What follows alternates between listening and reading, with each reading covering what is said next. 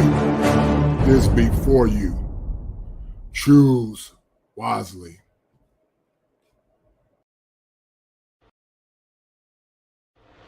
Soft girl era. Before, and I've been enjoying this soft girl era that I'm going through. I've never been able to be a soft girl. I'm so like, and now I'm just like, and then when I lower my voice and I need to be taken seriously and handled delicately, and I just look, I need you. I get whatever the fuck I want. Who told me to be aggressive? This is crazy. They want you guys to eliminate the balancing that comes along within the relationship and just say, well, I got it, baby. I'll play your role for me and my role. Okay, daddy, yes.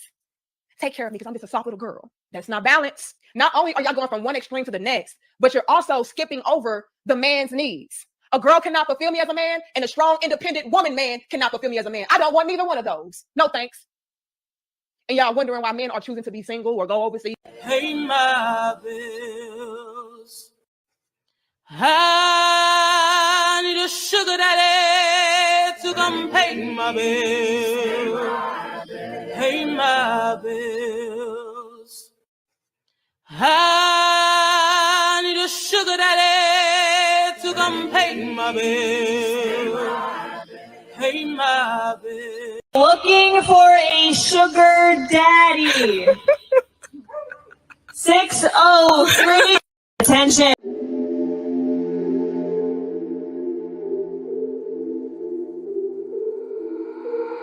I got an itch in my palm.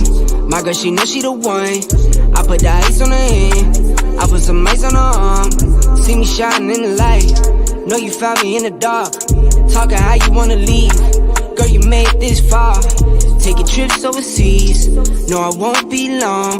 We came up from the weeds. Now it's top floor. All these big gets on her wrist. VVS is on her neck. Make it spin and I don't stress. When I make it stretch. Double back to back end. Down broke, now we rich. Spend it on her, let her spin. Down with me to the end. That my best friend. That my best friend. That my best friend. I'ma spend it on her, cause she all mine. Spend it on a challenge, cause she all mine.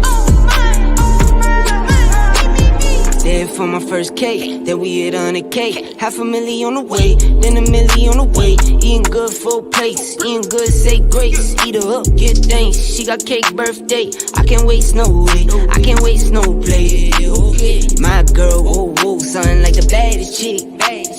My girl, whoa, came up from the rags to rich. Hit the road running, I had to tell her I had to get it. She understood, but she spoiled, so when she get mad, she dip. All these big gets on her wrist, VVS is on her neck. Make it spin and I don't stress. When I make it stretch. Double back to back end. Down broke, now we rich. Spend it on her, let her spin. Down with me to the end. That my best friend. That my best friend. That my best friend. I'ma spend it on her, cause she all mine. Spend it on a challenge, cause she all mine. All these big gets on her wrist, VVS is on her neck. Make it spin and I don't stress. When I make it stretch. Double back to back end. Down broke, now we rich. Spend it on her, let her spin. Down with me to the end. That my best friend. That my best friend. That my best friend. I'ma spend it on her, cause she all mine. All these big gets on her wrist, VVS is on her neck. Make it spin and I don't stress. Spend it on a challenge, cause she all mine. That my best friend. That my best friend. That my best friend.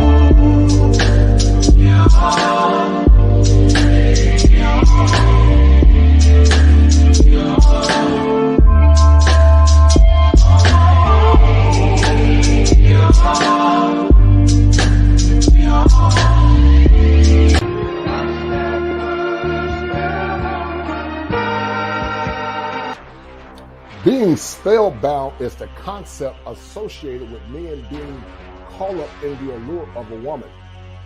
Spellbound can have many connotations as it relates to controlling a man and getting a man to more or less adhere to your devices as a woman.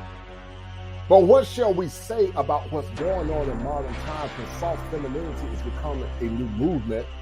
And also because of increasing inflation, is it true or safe to say that some women will go or use any means to keep men in a spellbound?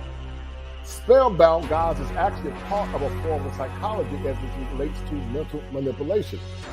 But have you or are you a slave of being spellbound? As spellbound is also potentially part of witchcraft too. Sit back, relax, and enjoy this show as I bring it to you live from the greatest state in the Union, the Tar Heel State. And I need you guys to remember this as it relates to understanding how some women use bathing and witchcraft to control a man. If it ain't 7, it ain't kosher. If it ain't kosher, it ain't right. There are 7 steps that a man must go through in order to become an optimized male and understand the female psychology and the manipulation that many modern women are using to control you is paramount to the function of a man. Be well. I'm under your power, baby.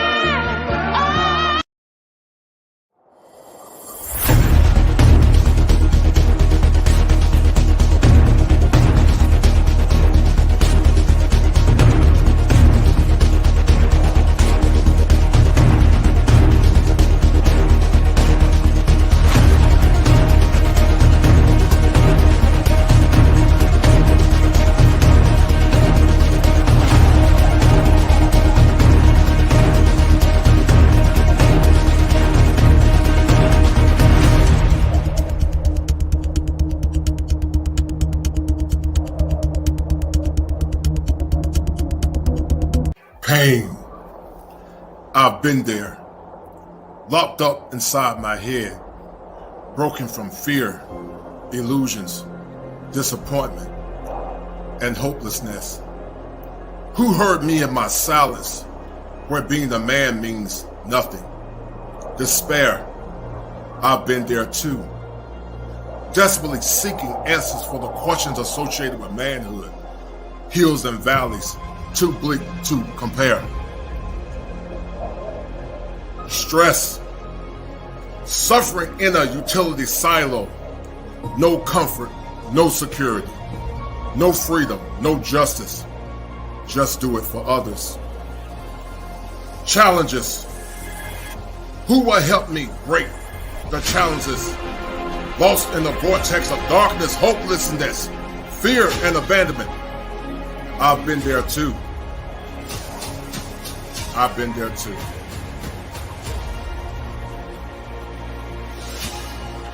Take the next step to your destiny. Join me in this fight. Walk forward. Deep breaths. Head held high, men. Come join me, men, in the winds of time. Stories, hopes, visions, purified in the fire. I'm not a superhero, and I'm not the Reverend Knight. I'm here to help you. Join me, men, in this fight.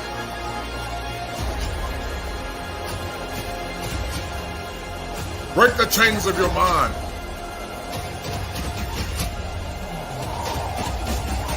Let's do it now. For now is all we have. Fire for your mind. The kosher clinician.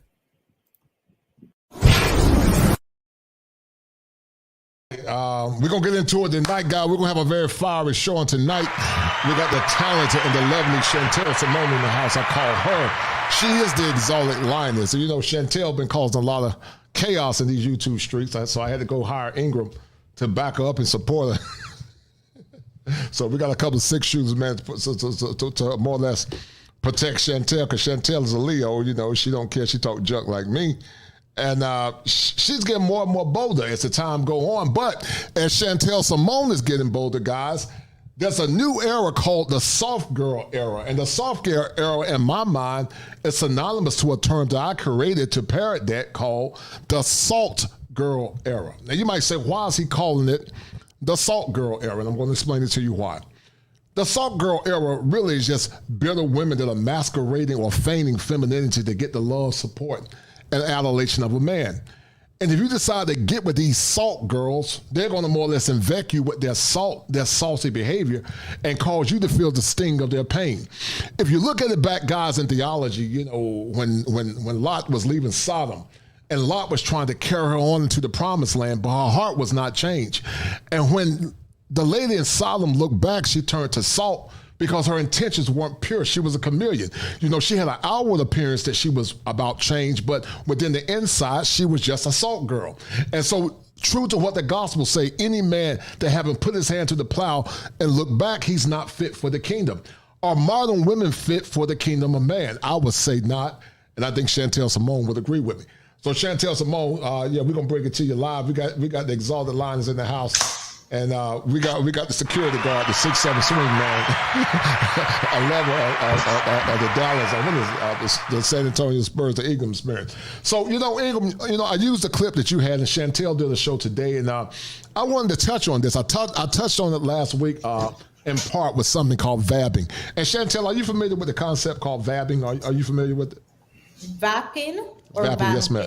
Vapping, no, yes. Okay. Well, vapping basically means when women take their vaginal secretions and use it as a pheromone and put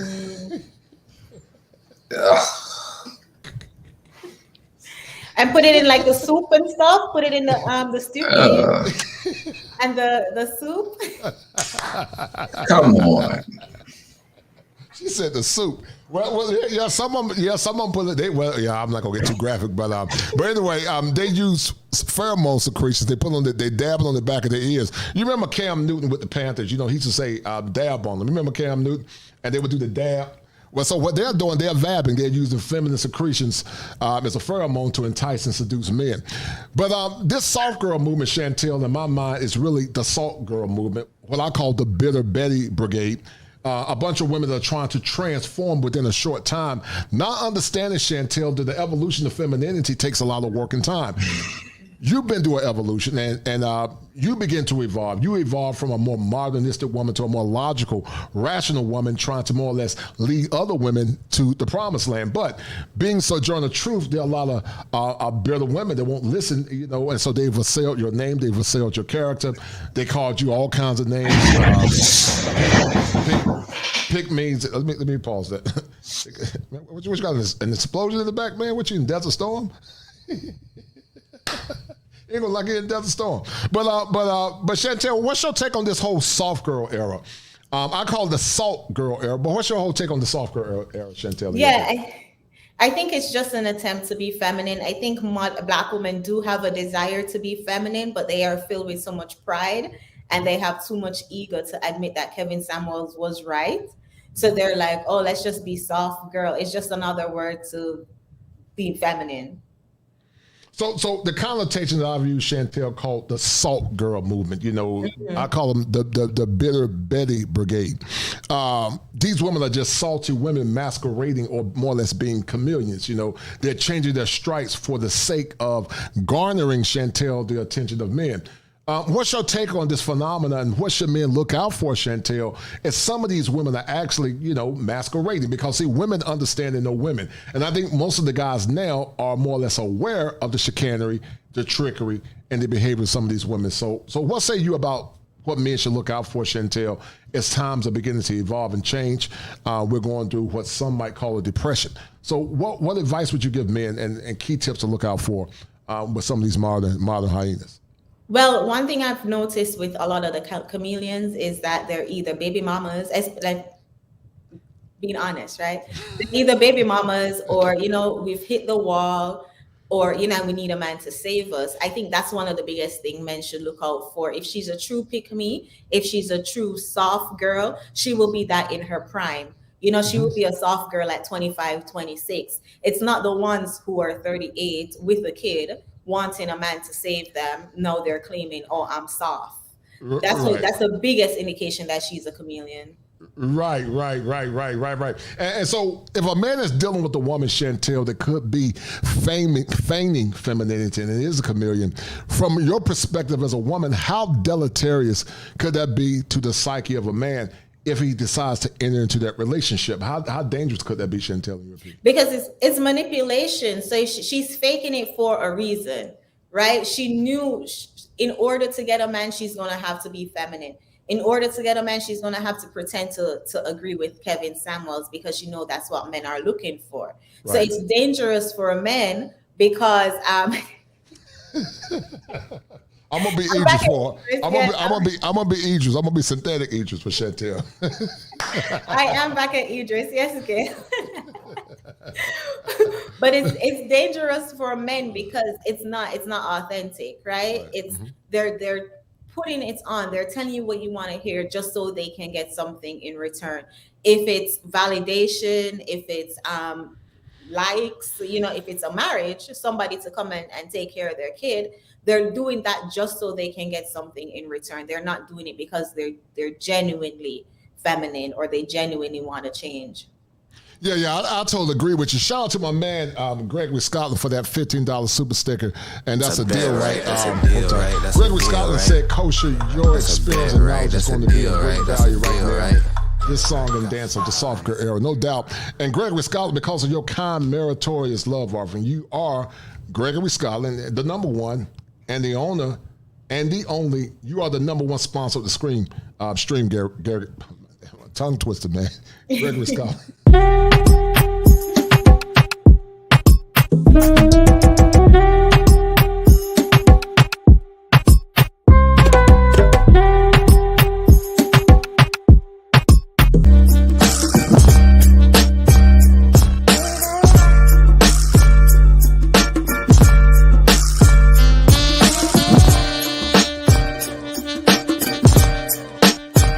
It's the money.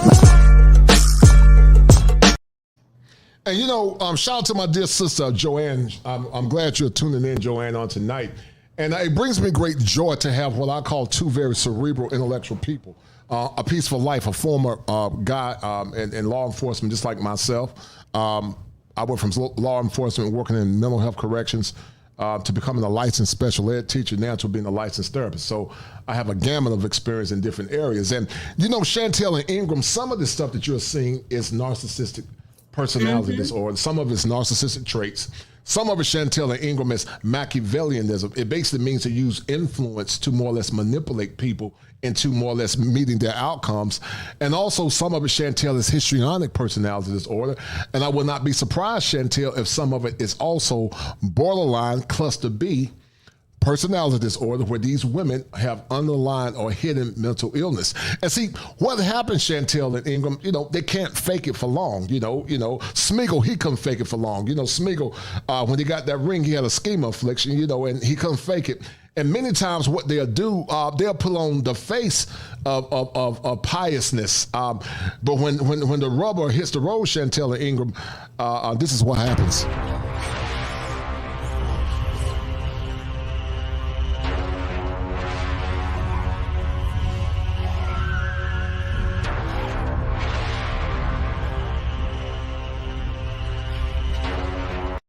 Yeah, once they get that ring, Chantelle. Once they get that ring, Chantelle, they be in the back morphing. They saw morphing in the background, Chantelle, because they were never real. They were fake. They were just chameleons. They were feigning femininity for the sake of security, resources, attention, what I call it, resources, attention, your time, and then sex and security. Settlement and security for sex that they gave to Raekwon and Man for free. So they want a man to be a rat, Chantelle. They want him to be their rat, their stool rat, their pigeon. They want that man to more or less aggrandize their fickle feelings. And see, when as men get to a certain level of success like Ingram and I have, we are very judicious and very wise in how we decide to allow people into our lives. And, you know, this soft girl era, once again, in my opinion, is just the salt girl era. The bitter Betty brigade, more or less masquerading as feminine, virtuous women trying to get men resources. When you think about the resource desert that we're living in now, and Ingram, I want you to chime in a minute. And guys, go check out A Peaceful Life. Go check out his YouTube channel. Ingram started his channel back. It was the Ingram Experience, but now it's A Peaceful Life. So guys, go subscribe to his channel. But when you think about the evolution, Chantelle, with inflation, you know, and Ingram created a term called relationship capitalism. And I think it's a very powerful term because basically what it says is this: you should more or less utilize your resources to get the best bang for your buck. Pun intended, no pun intended. And then I turned around and parroted Ingram's sentiment and called it relationship inflation, which basically says that the market is inflated with women more or less feigning femininity, Chantelle and Ingram, trying to get the resources of a man. What do you think about that whole decree that I just more or less articulated a minute ago? I agree. And I think a lot of these women, if they were truly concerned about the community, or if they were truly concerned about Black men, they would have been guiding younger girls. They would have been telling the young girls what to do so they don't find themselves in a situation having to be soft after they've hit the wall and collected a couple of kids.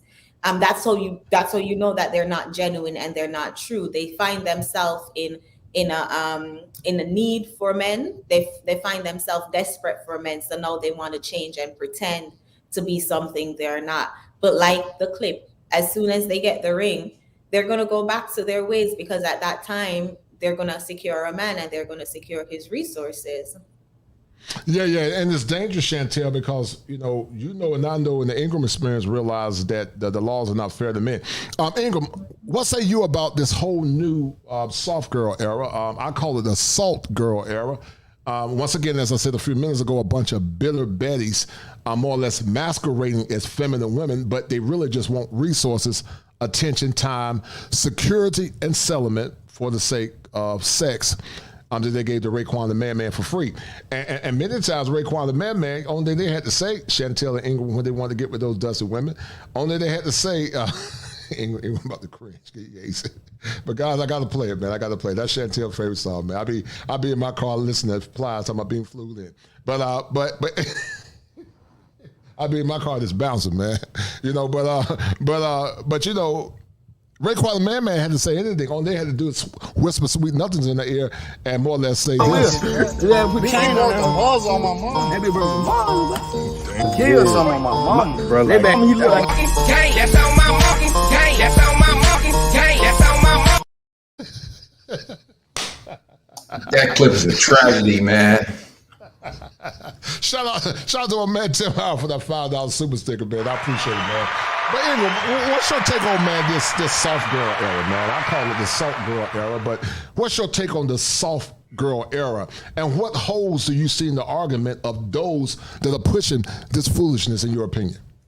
Well, I call it the full of S era, because it's purely economically motivated. Because you look at things in general right now, especially with the economy, real estate prices have gone up, rents have doubled, tripled in some areas. Gas is going down a little bit, but just the price of goods like food and so on and so forth are very expensive.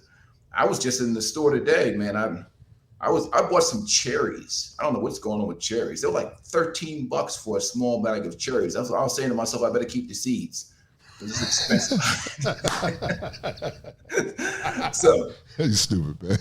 I'm saying I better keep these seeds of these cherries, because they're $13 for a small bag of cherries. So I can understand from an economic perspective, but it's all nonsense. But the thing about what gives them away is they talk about everything material, that by being this fake feminine woman, they're able to receive certain provisions from men.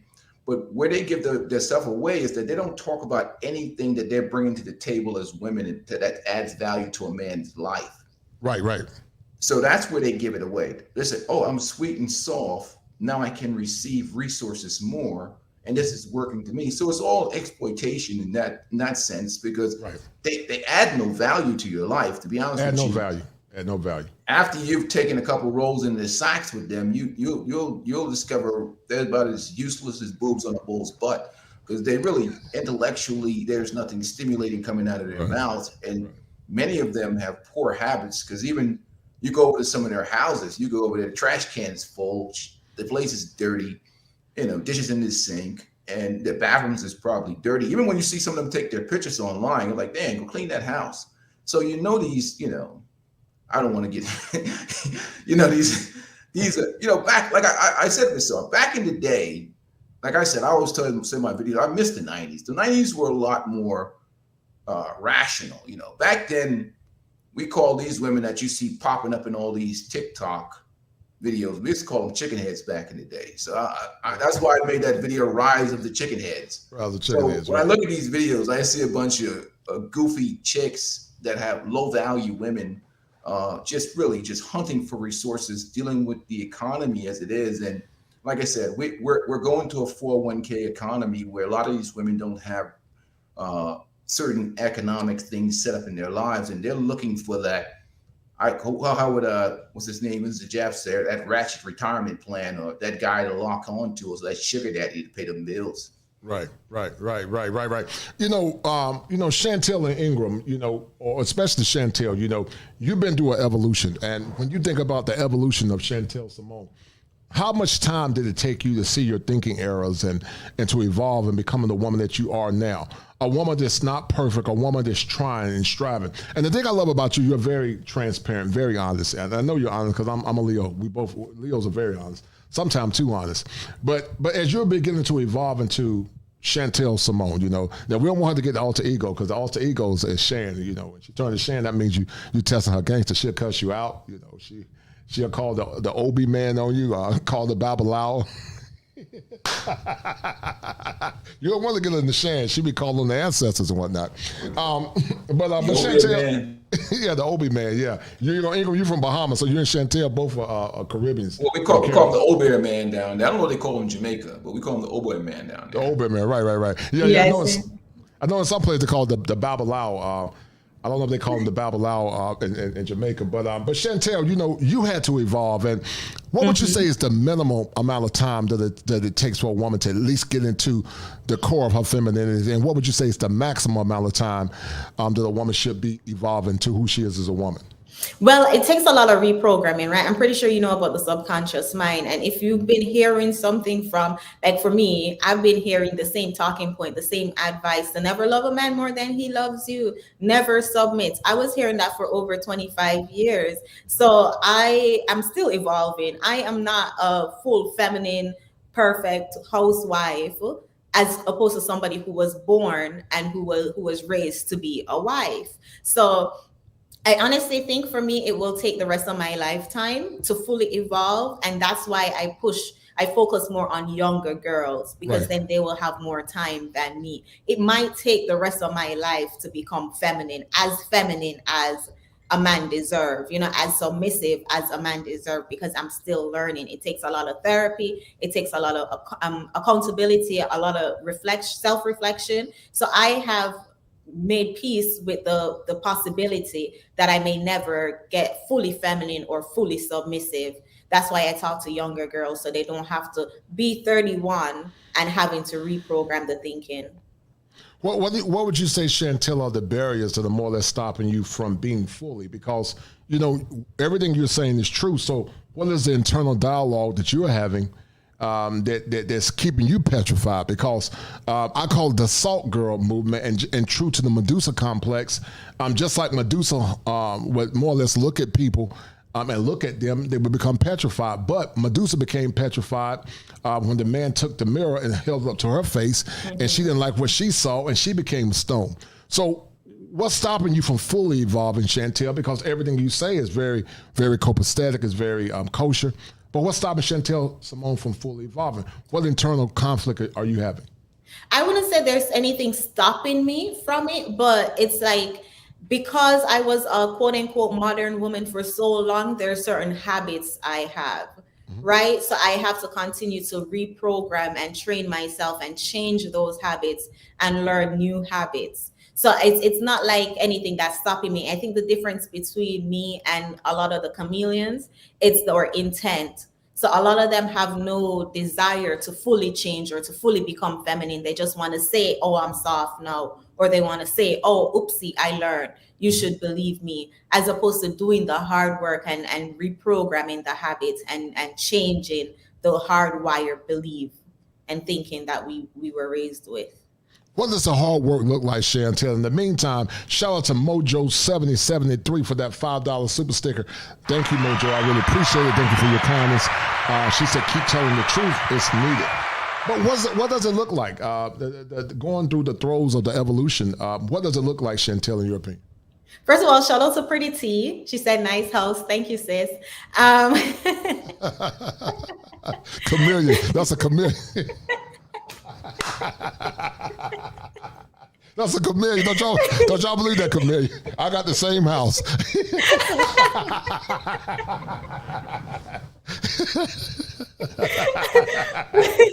But to answer your question, some of the hard work is to listen, to humble yourself and listen to somebody else's perspective, right? Sometimes we just need to fall back and take the teaching. We need to be students.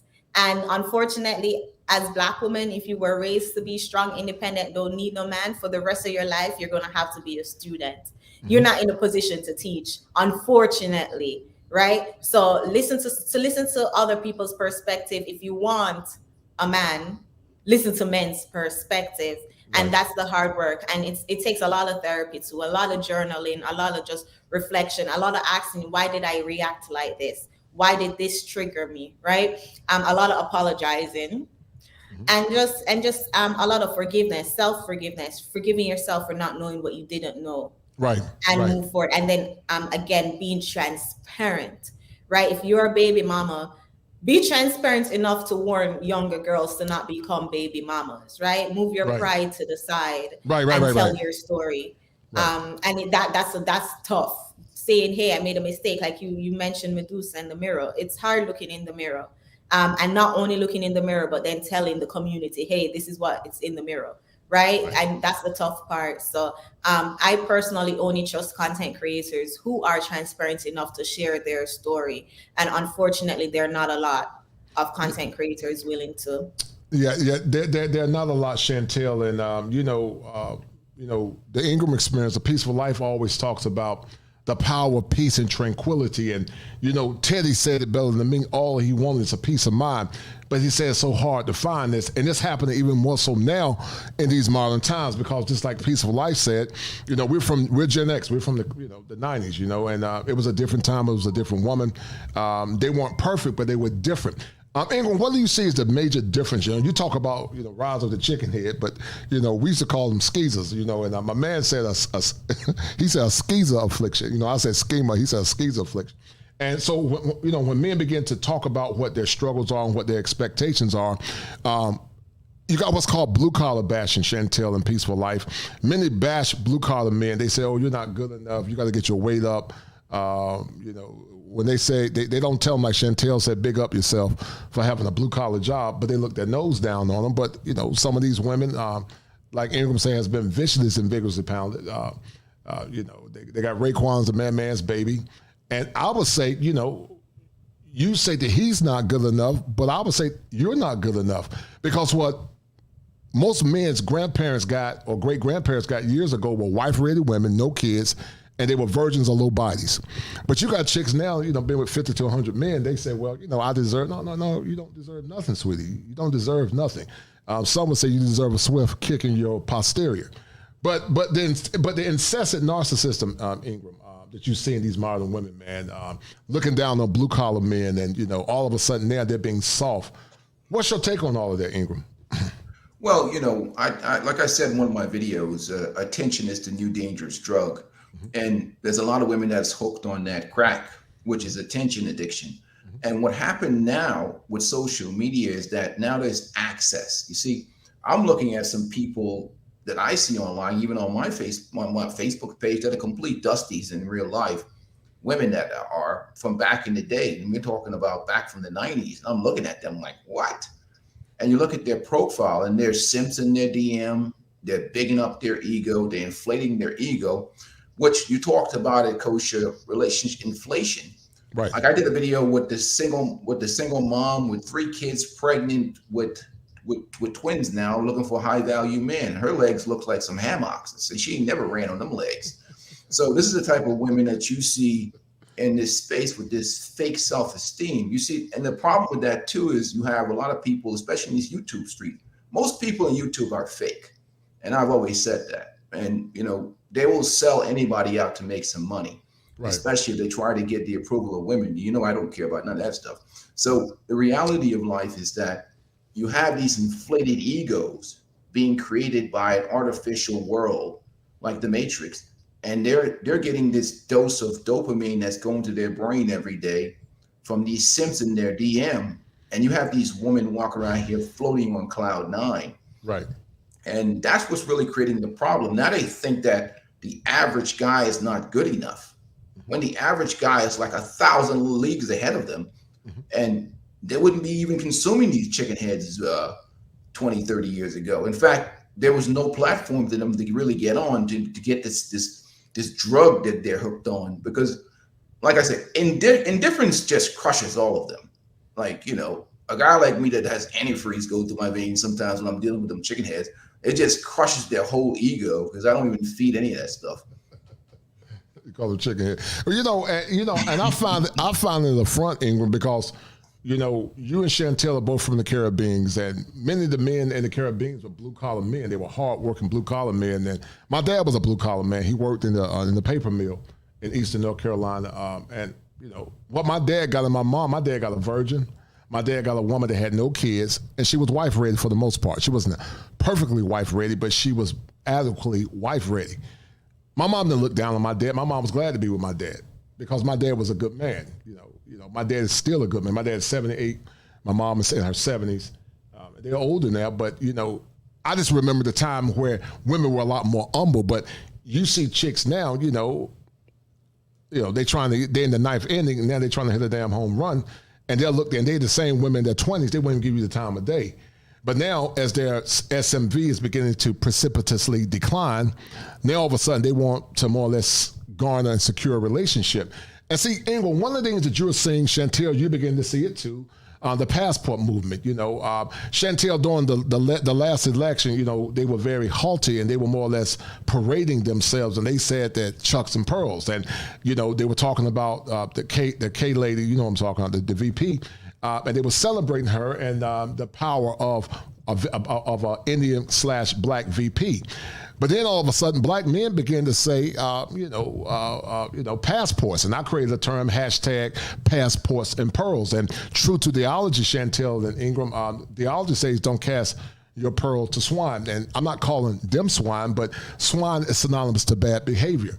And so for so long, men have given women their pearls. They've given women their best, and they got nothing in return. Anita Baker said, giving you the best that I got.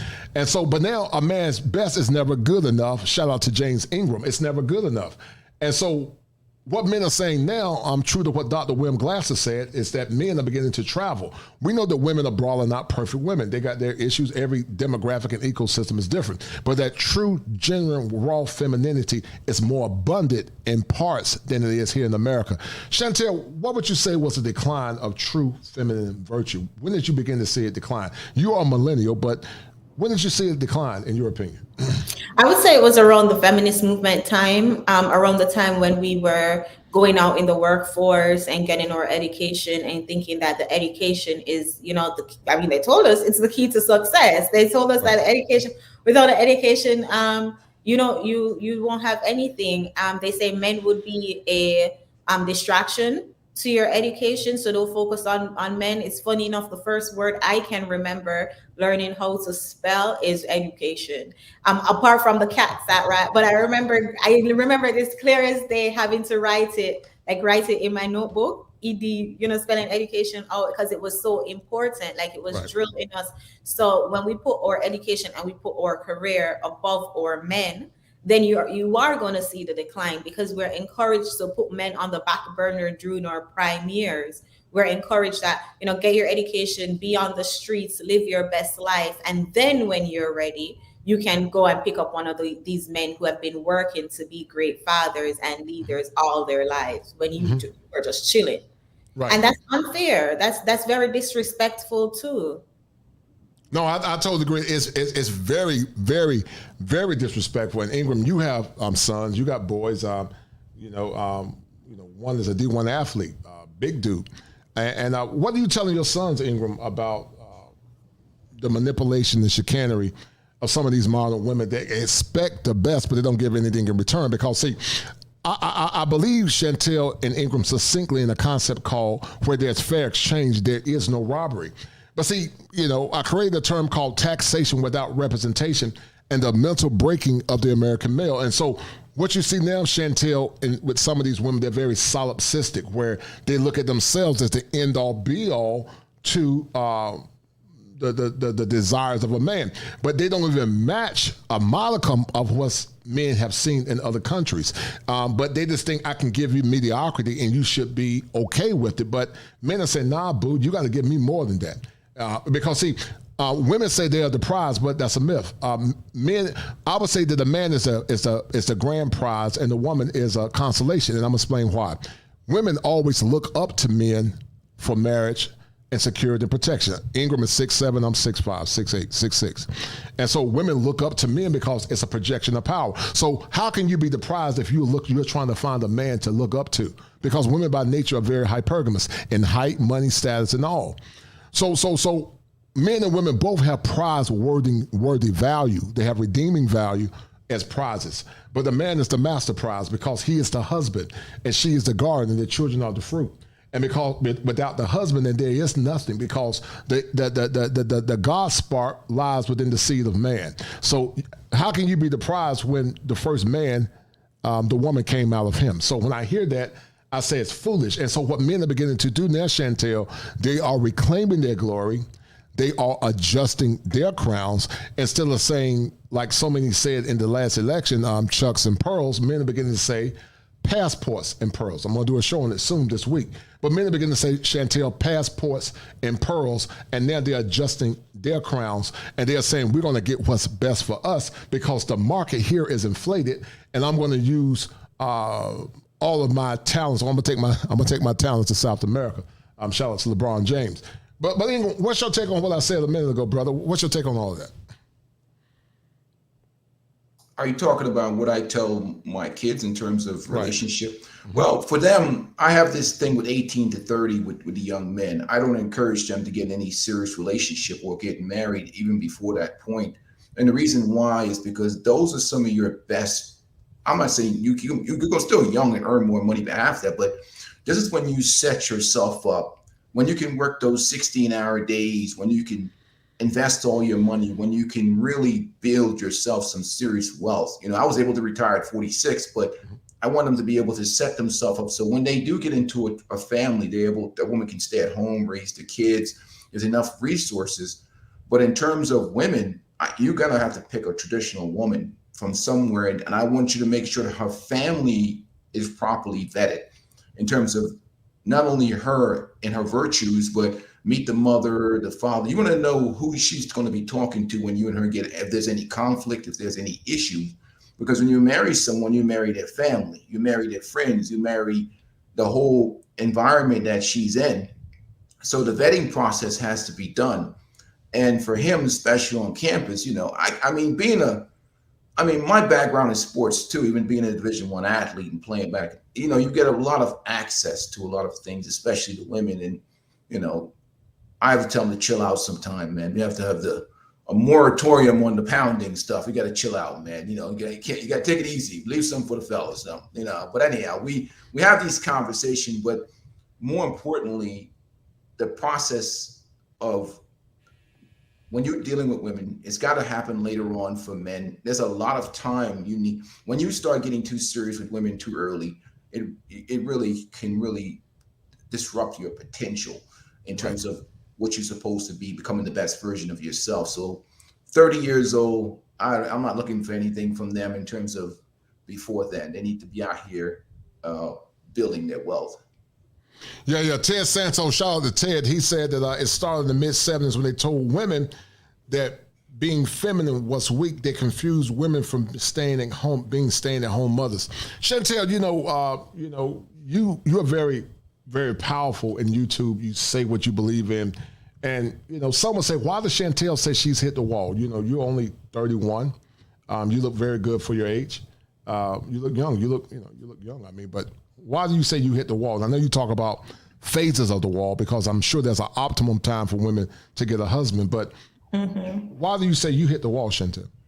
Well, I mean, that's how God created it. High risk pregnancy starts at 30. When you hit 35, you know, your doctor will tell you like, hey, it's going to get tricky. When you hit 40, it's like, hey, you know, after 40, you might as well just freeze your eggs because, and we know men don't want frozen eggs. So I think when we start having these realistic conversations and get out of our feelings, the wall has nothing to do with how you look or if you can still bend your knees, you know, if your knees still work.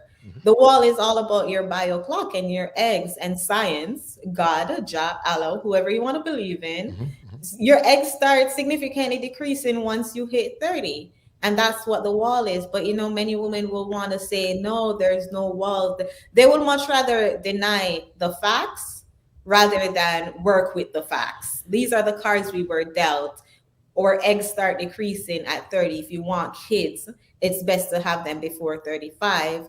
Work strategically. I like what Ingrid said about his sons, and that's why I believe in age gap dating, because I too believe that a 25-year-old man can't really do much for his family yet. But a 25-year-old woman, she needs a family. So logically, age gap dating works, and that's why it does work. In history, it was all age gap, but that's now the feminist movement demonized it, thinking that women can hold out for marriage and relationship as men because of this whole equality that they're trying to push. And it's like, as I said, we need to stop denying the facts and start work with the cards we were dealt. Yeah, I totally agree. Shout out to Mark Laws. He said the hubris of modern women is that they think they're done running around and men will be lined up and waiting. Men are not fruit to be picked off a tree when you feel like it. And Mark is correct, you know, and, you know, women don't understand that when you give your virtue away to Raekwon the Man, you know, and, you know, then all of a sudden, you know, in the ninth inning, you say, you know, I want a good man. But a masculine man say, I don't want that ish. What are you giving me? You're not giving me anything. And because, see, Chantelle, those women would judge that man's future. But some of those women don't want that man to judge their past.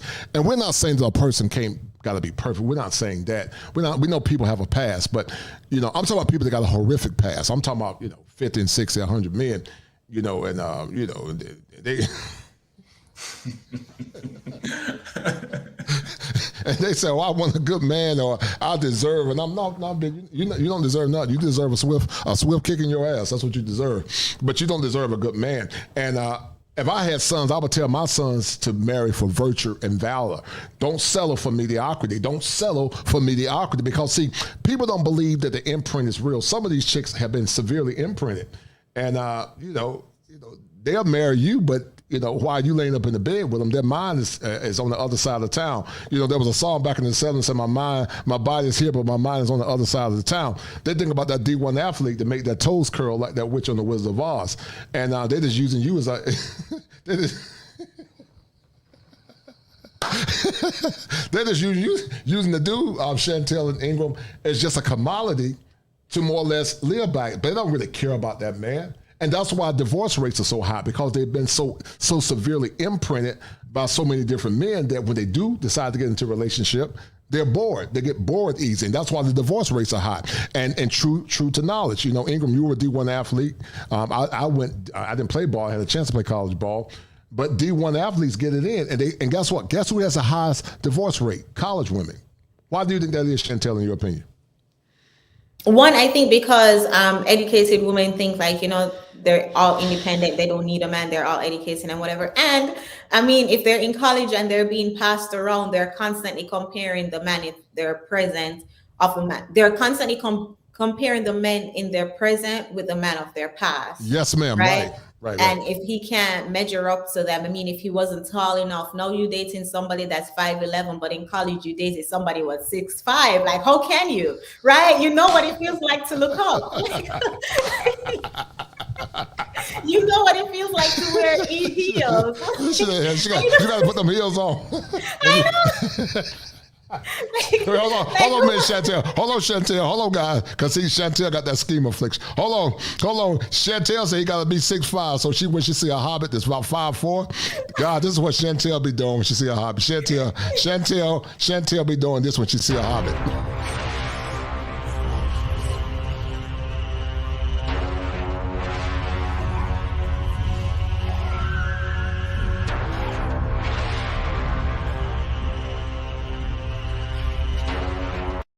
Chantelle see a hobby. Chantelle begin the scheme affliction because she remember that when she was in college. She remember that D1 athlete that she was liking, and she was looking up to him, and she said, "Yeah, I got to replicate the past, man." No, as Jenny says, it's flats everywhere. It's got to wear flats everywhere.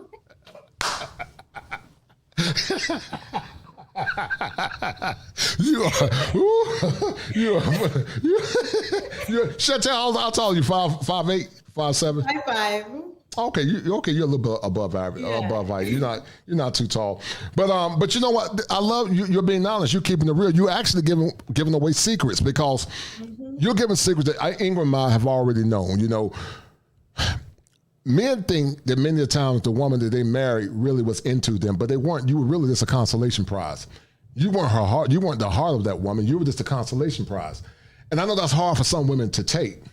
But they were just a consolation prize, and once again, she'll tolerate you, but she's not madly in love with you.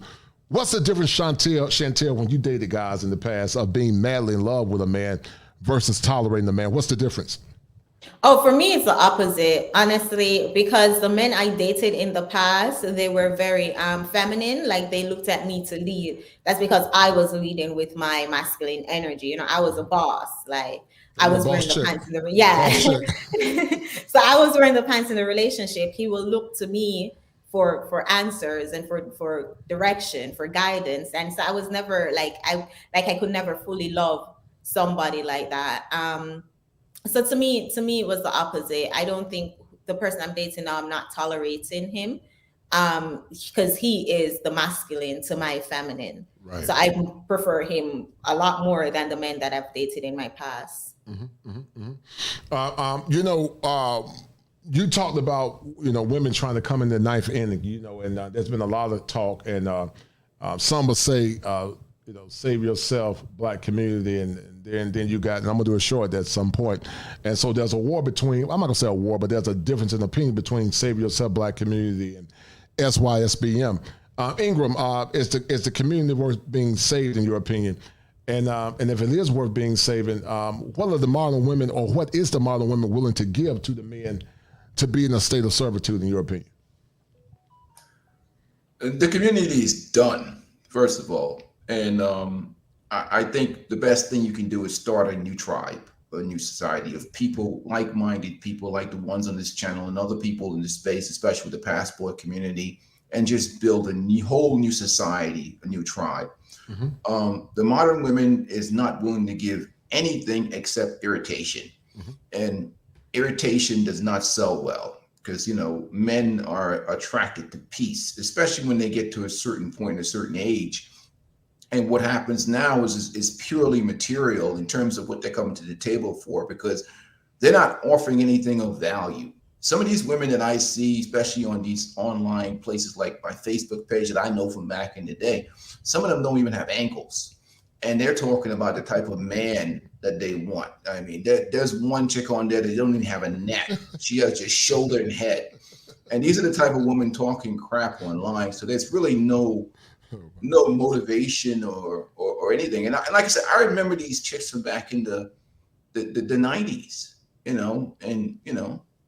some of them traded in the dorms for a bottle of Mad Dog 2020. So, I mean, all of a sudden now it's like, what the hell is going on? Like, for me, it's shocking but I see no incentive really to change, because I don't see anybody wants to see, because that requires work. It requires work, you're right. And they're allergic to work, because what happens is in the culture, they don't think Black men deserve anything. Right. So they don't respect Black men because, again, your mama's Black.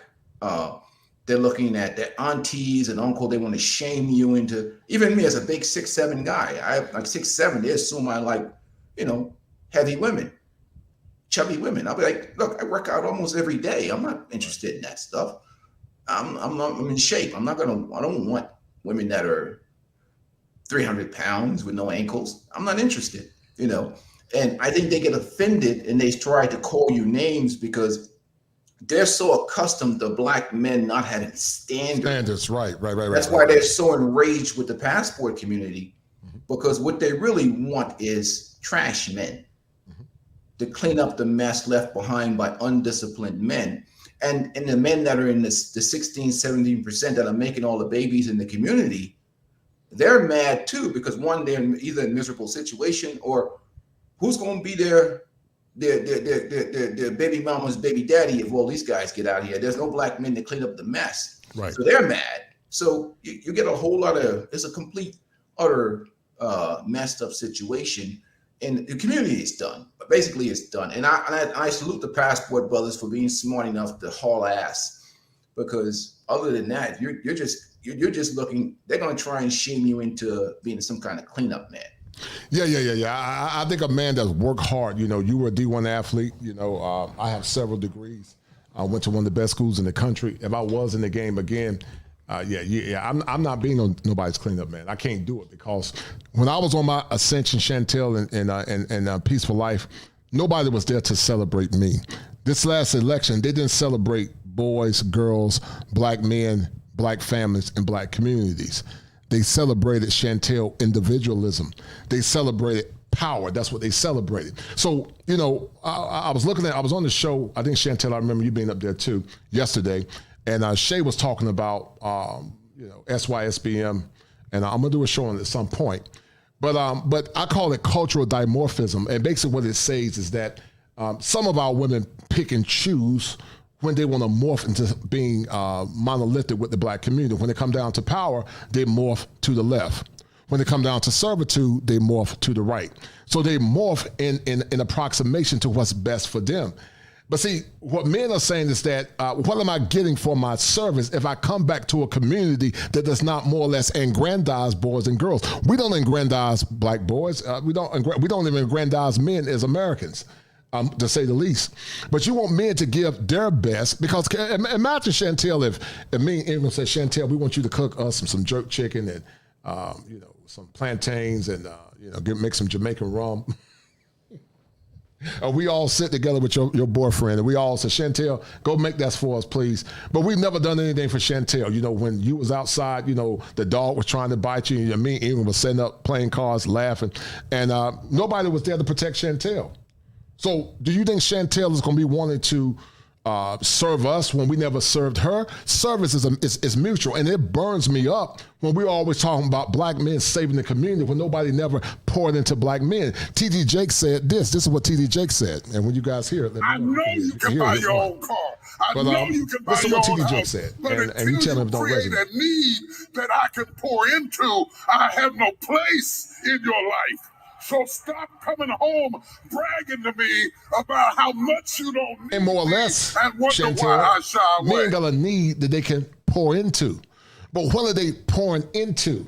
They're pouring into many times broken vessels that are not more or less are not capable of reflecting the glory of that man. How can a man pour into you when your vessel is broken and damaged?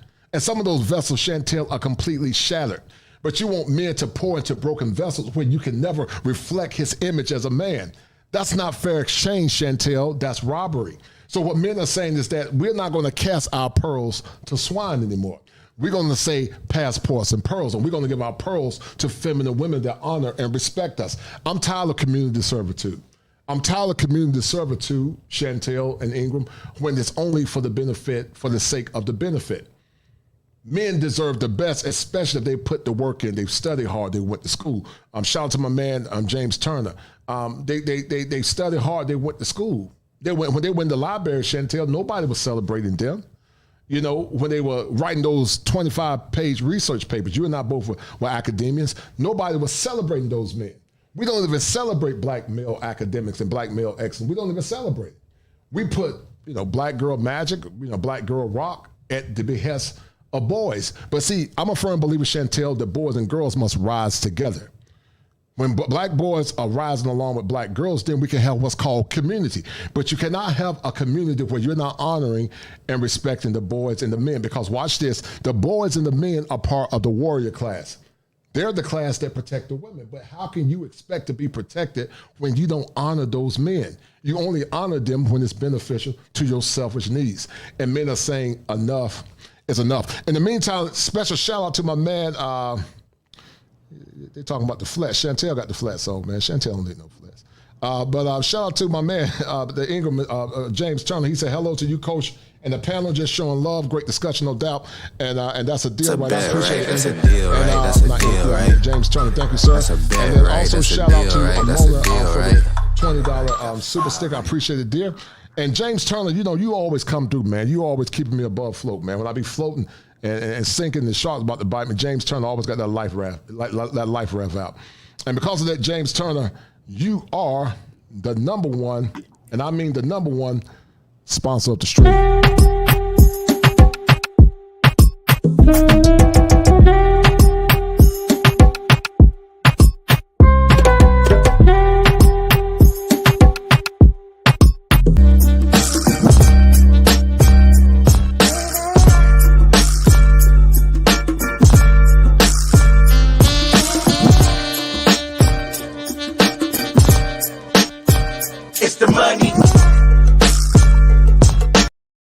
And shout out also to Ray Johnson for that $25 Cash App alert. Thank you, Ray Johnson, for that $25 Cash App alert. Thank you, brother.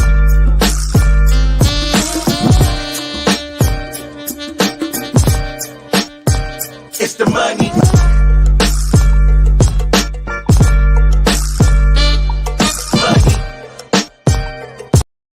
James Turner told me, he said, Coach, as long as you don't start singing. I think I'm going to have to sing for him, Chantelle. Hold tight, man, because Ted the Pendergrass said we all want feminine women. Hold on, this for Chantelle and all this feminine soft women. So hold on.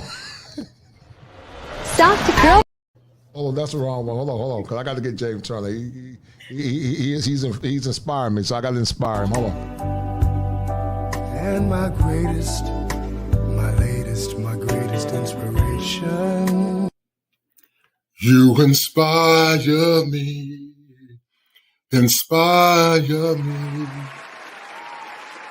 my greatest inspiration. James Turner, I know I had that velvet swag like Teddy. Every now and Chantelle goes from Chantelle to Shan. I go from Coach to Ted. I had to call on the spirit of Teddy Pendergrass and let the ladies hear that velvet swag that I got. But this discussion is very powerful, Chantelle, and we're going to get into the core of what you said in your show in a minute. But in the meantime, Ingram, you had some clips that were very funny, and we're going to play those clips, man, because, winter's coming. And hold on.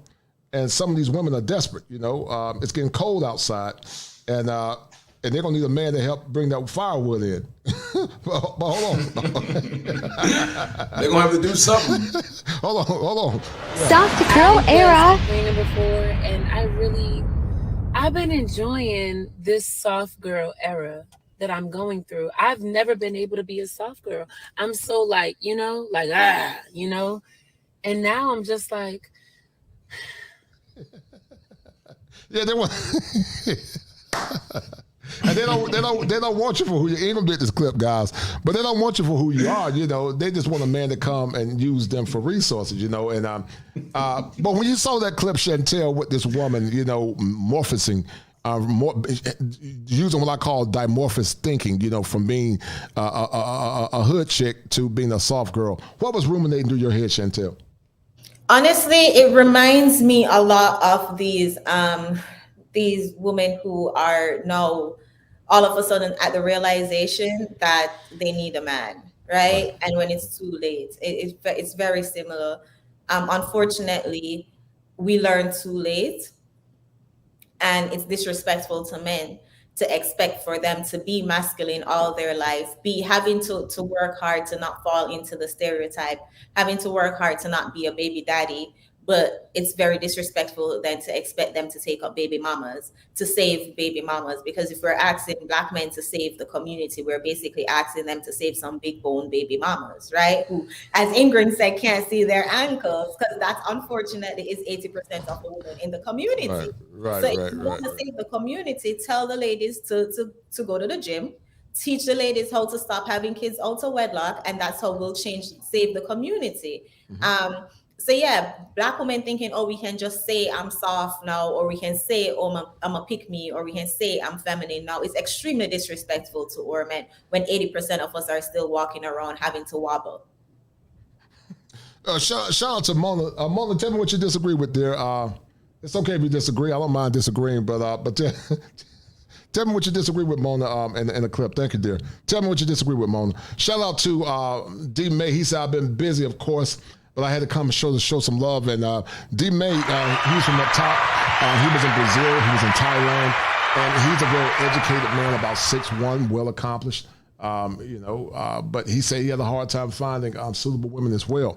And someone said, well, why you got to go so far to find? Because it's relationship inflation. You know, the market is inflated. And you got average and subpar women that think they deserve the best. And guys will say, nah, you got to give me more than subpar. James Turner said that at the coaching class, that's why we were taught in Michigan State to do a life rep, man. Whatever, man. You always hate, man. You can't mess with the greatest state, the greatest school in the nation, man. UNC Chapel Hill, man. Don't stunt. Like the young folks say, stop playing. Stop playing. Stop playing. That's what the young folks said. But you know, a shift is coming, Chantelle. There's a shift coming. When you use your Leo instincts, you know, your lioness instincts, you know, a lioness can smell when them hyenas are coming. You know, they can smell them. They can smell them a mile away. Them hyenas with their dirty butts and their tails are tucked under their behinds, man. You can smell them. But a shift is coming, Chantelle. What do you see in this new shift? What do you see in the shift? And then we're going to talk about a little bit. I know you got to go at some point, but then we're going to talk about this SYSBM and then also Save Yourself Black Community. But what do you see as a shift, Chantelle, in the new Black community, in your opinion? I see a shift of desperate Black women, as that comment I saw, Fear B, I think I'm saying that right. As that person said, the woman in the clip was saying that she's soft and feminine, but she has her boobs in the camera, thinking that sexuality is femininity. So I do see a shift of desperate Black women running like headless chicken. Y'all, I know Ingrid know this. When you cut the head of the chicken off and it's running around like before it dies. That's why I call them chicken heads. That's how I imagine. That's how I imagine the shift, like that desperation and that searching, and then eventually, maybe generations from now, women are gonna wake up. I think it's like a trial and error time. So I do think there is hope, not for this generation or the next. And that's why I always say I'm focusing on the younger girls, right? The young girls who are still moldable, the young girls who are still coachable. Ingrid had said that in the 90s, they called them chicken heads, and it was able to distinguish who the chicken head was from who the classy woman was. But the issue is those chicken heads were having children. Right. And those chicken heads were reproducing and teaching their children to, be out here in the streets, to have hot girl summer. I did a video today that was extremely distasteful it was a clip, I want to say they were in the UK. And she was basically saying, don't ruin your market value by settling down with one man. So she's advocating for women to be bounced around, collecting bodies. It's like, that's crazy. And those women are the ones that's having kids. They're the baby mamas that's teaching that to the young girls. So I think as time go by and we see a lot more content like this, and we hear a lot more people having this conversation, then there is a little bit of hope for the community. You think there's hope? I think there's hope generations from now. There's definitely hope for me and my family. Talk about this. Talk about this, Chantelle. I think with me saying, hey, you know what, I want to be feminine, and a man saying, yeah, I want to be the masculine role, then there's hope for me in my household. And then if everybody has that, because that's how we build a community, right? By building better families. but it's going to take a while, because then it's going to take my kids to get into an age meeting somebody who's also of that same mindset and coming together and building kids. Then my grandkids have that same mindset. So that's why I think there is hope, but it will be generation from now, and it starts with you saving your family. Yes, ma'am. I see your point. So basically, you're saying you're gonna plant the seeds, and it might be 200 years from now. And that's why I strongly believe that whole savior community, Black men, is just straight BS. I don't think you need to be saving your community. I think you need to be saving yourself and your family. I see, right. And so it sounds like to me you feel like it's a sham, right? Yeah, most definitely. And what makes it a sham, Chantelle, in your opinion? Before you answer that, let me finish looking at this clip, and I want you to get into it. But hold tight. Let's go back to this clip real quick. Ingram actually had this clip. Hold tight. And then when I lower my voice and I need to be taken seriously and handled delicately, and I just look this, I need you. I get whatever the fuck I want. Who told me to be aggressive? This is crazy. They want you guys to eliminate the balancing that comes along within the relationship and just say, well, I got it, baby. I'll play your role for me and my role. Okay, daddy, yes. Take care of me because I'm just a soft little girl. That's not balance. Not only are y'all going from one extreme to the next, but you're also skipping over the man's needs. A girl cannot fulfill me as a man, and a strong, independent woman man cannot fulfill me as a man. I don't. What's your take on that, Chantelle? And then, Ingram and Chantelle. Start with Ingram, then Chantelle. What's your take on what Danica said, Ingram? Well, she's 1,000% correct. And what you got to look at now, I'm one of those people that believe in creating a new tribe, a new society, women like Chantelle, men like us, and the people that build a new community, because I think there's no hope. And the reason why is because you got to look at the structure of the Black community. The Black community is a matriarch like the hyena clan. And in the hyena clan, the female is dominant. She's a queen. And a newborn male could be born. A newborn female can be born today, and she's more senior than the higher ranking man. So we have a hyena situation, and all the policies that they vote for is either the alphabet community, feminist in its structure.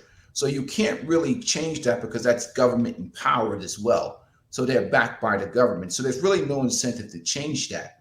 But so really, they don't really think in terms of what men want. Like everything in that young lady's conversation is nothing about adding value to a man's life. Right. It's all about her getting material goods. She's behaving this way to receive material. Right. So there's no incentive for her to do anything. They have no incentive to change anything. The only thing that changes people, that's why I came up with the term relationship capitalism, is capitalism. Right. The solution to the problem is right in front of us, which is capitalism. Capitalism, right. If I'm proposed a solution to the problem is very simple. All you got to do is apply capitalistic principles to relationship. Just like if you go to a business, if they offer you poor service, you go to another business. And if guys get out these DMs, get off these OnlyFans and stop taking part in the thirst economy, get a passports, go somewhere, get other women. You got to inject capitalism. Women don't change for men, they change for themselves. And the only thing that changes people or changes any business is capitalism. Right. Other than capitalism, there's no incentive to change because they're backed by the government and a culture that detests masculinity. Like you talk masculinity around these women, they immediately call you a misogynist or call you toxic just for being what our fathers used to be.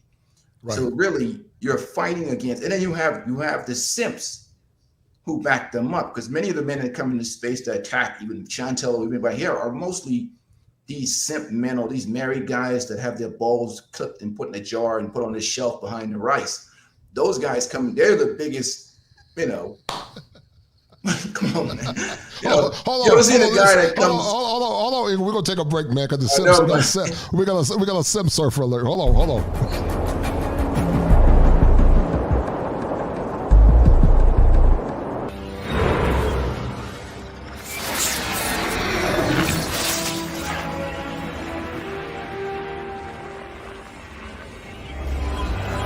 Why are you destroying our planet?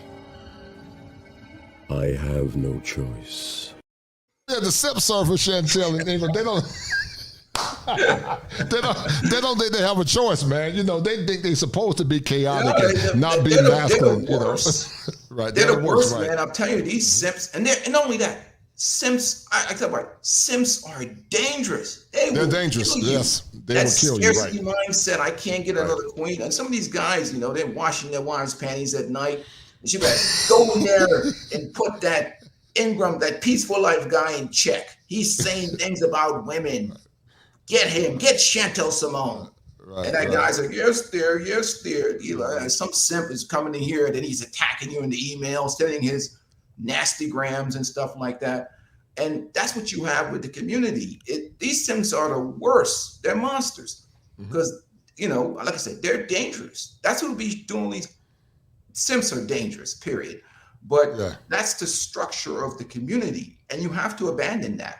Capitalism is the only option, and start your own tribe. That's why I'm real particular about, especially the women that are in this space, like Chantelle and some of the other women that are positive influences, and the attacks that they get. You really have to start your own tribe because, like I said, it's a coalition of, and like I said, that male hyena, even though he eats last to the kill, even though he's bullied and picked on, will fight for his queen till the death.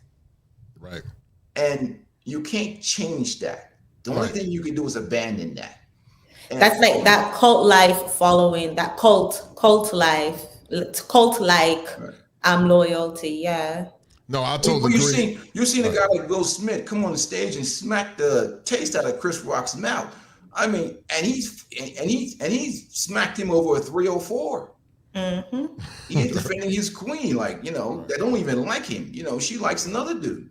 Right. And you know, she, you know, that's how bad it is in the culture. So I don't know how you repair that. I think She be having Tupac anxiety. Will be in the bed and said, baby, what's wrong? And she said, you know, it's almost like when a woman is cheating on her man, she get mad and angry, take out her anger on a man because she think about the guy that she's dealing with because she can't be with him. And so she'll take her aggression out on the man. What's wrong with you, Jay? Shut your A up. And, you know, I'm thinking about Tupac.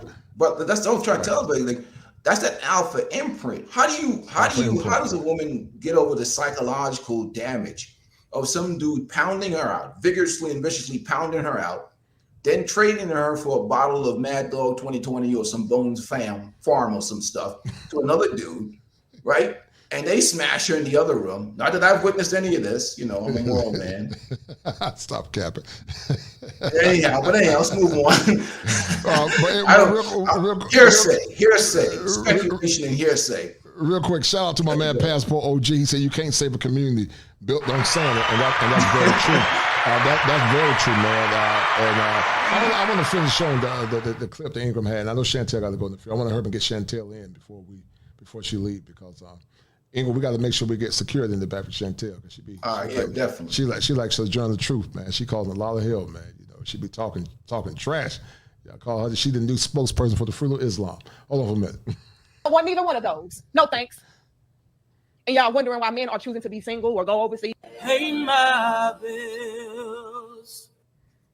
I need a sugar daddy to come pay my bills. Pay my bills. I need a sugar daddy to come pay my bills. Pay my bills. Looking for a sugar daddy. 603. Attention. I am looking for a sugar daddy. 603. And, you know, Chantelle and Ingram, they never learn. And that's why this movement is so dangerous because it's not genuine. You know, the gospel says, train up a child in the way that it should go, and when it becomes old, it won't depart from it. But see, many of these women got their hands to the plow, but many are really looking back. And, you know, they're the salt girls. They're bitter women that, you know, once you expose them, they will turn to salt or turn to stone because they have the Medusa complex. So I call it the salt girl movement, because they're really salty women that really have a very callous mind.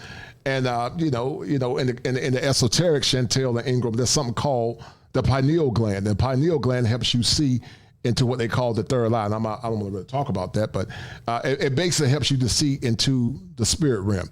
But their pineal gland has been calcified. They can't see anything because it's covered with salt. And true to Lot's wife, she turned back and looked back, and she became petrified because they were never genuine. And that's what happens many times, Chantelle. When they look back, they turn to salt because they're not genuine. Chantelle, on your journey, have you been tempted to look back and to go back into the dark side of feminism and liberal thinking? Have you ever been tempted to go back, Chantelle? If not, tell the people. No, never.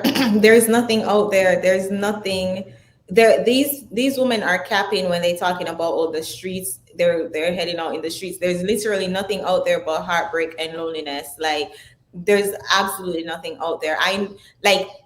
The thing is, the feminist movement tried to take us away from nature, right? There's nurture and nature. And God, Allah, whoever you want to believe in, created women to be nurturers, created women to want to be moms, take care of the household, take care of the husband, submit, right? A lot of those women are faking the nurture side of it, where the feminist movement told you to be strong, independent, have to fight.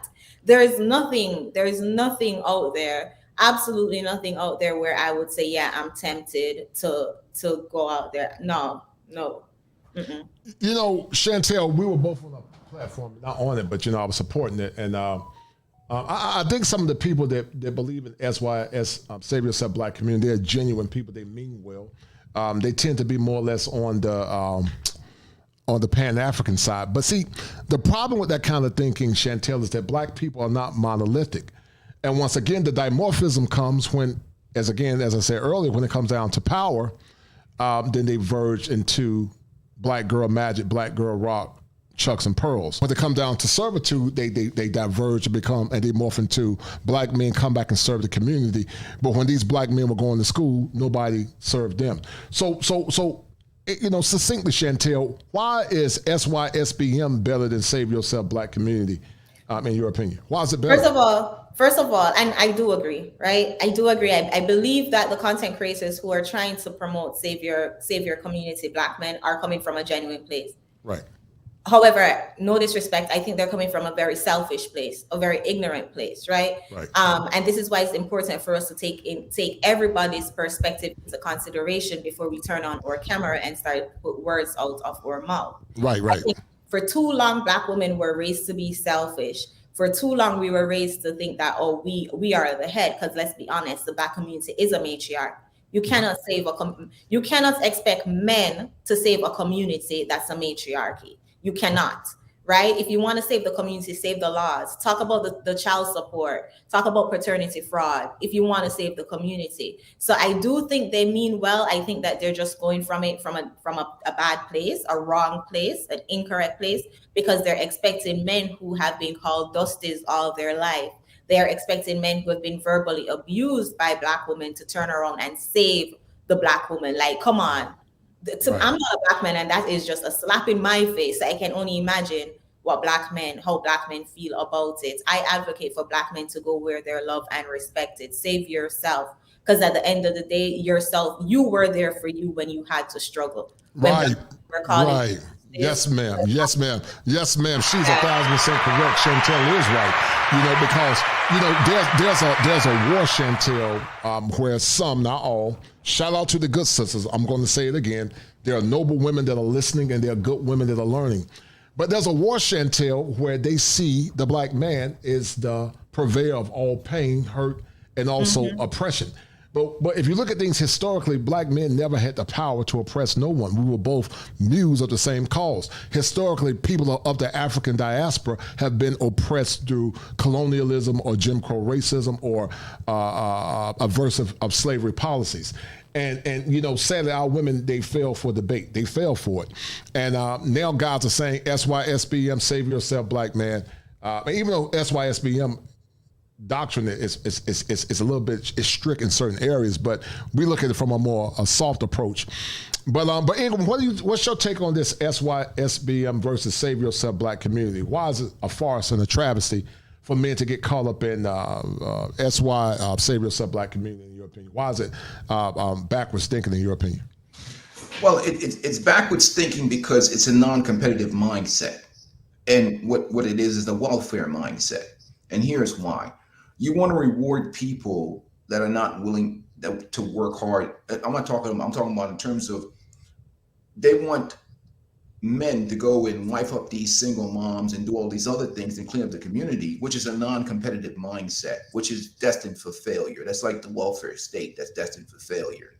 But the fundamental thing that you see with a lot of these people, these advocates, or I don't want to call their names, the Omars and the rest of these people that are suggesting this, is there's always a financial motive for anybody that's caping for the community, and it's based on exploitation. And there's also this plantation mentality that Black men are not free to live life on their own terms. And there's this altruistic mindset that they have towards Black men that you don't see to other races of men out here with their, and then we talk about all the time how Black people are not a monolith. I don't owe anybody, any community, nothing. Neither does my kids. Right. And the idea is to pass responsibility on to other men for the undisciplined behavior of other men is the welfare state.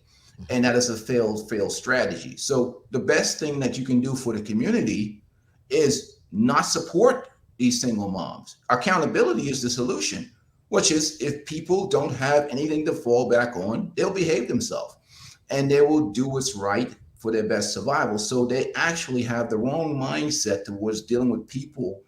So the number one solution to all the problems in Black community is accountability. Basically, you just don't bail people out of derelict, degenerate behavior. And go take care of your own kids and stop mating with bums and losers. And then you won't have this problem. We have a situation where almost 70, 80% of kids are raised in single family homes. Well, because the government is there to bail them out. So if you bail these people out, what is their incentive to change or to do better? I say, let them solve their own problems. That's on them. Yeah, I totally agree. Chantelle, how much more time you got, dear? I know you got to go in a minute. Oh, I have time. If anything, when I have to hop on, I will. Okay, great. Okay, cool. No doubt. I appreciate it, sis. Mona said that the Black men start sleeping with other nationalities besides Black women. Mona, at some point you can come up and chop it up with us. I want to hear your point of view. Richard South said that Black men always volunteer teaching Pookie Jr. how to play basketball or football. Then the single mama get the cash and check on the draft. And that's true, man. That's true. But we're going to look at Chantelle's show that she did. I want to break it down because Chantelle had a very poignant show on today. Chantelle, what do your biggest critics say about you and what you're trying to do as it relates to male empowerment? What do your biggest critics say?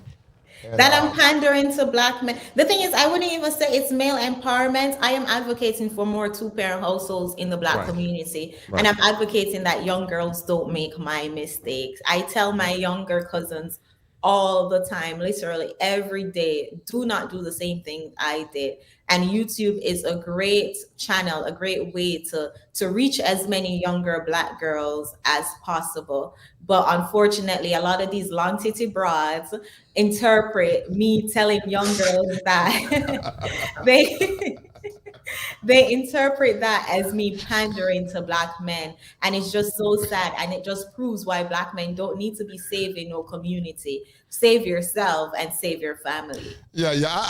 Chantelle, you said something that was so profound. And you were saying it's one thing if your wife got long titties because you put a baby in it. And I agree with you. You got to work with it. If you make them titties long, that's one thing. But you got chicks got them long titties, like them dogs in Jamaica. You remember them dogs in Jamaica in the South?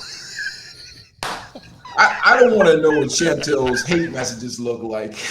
Oh my gosh, what do you know about those dogs? I need to find a video. Now I need to.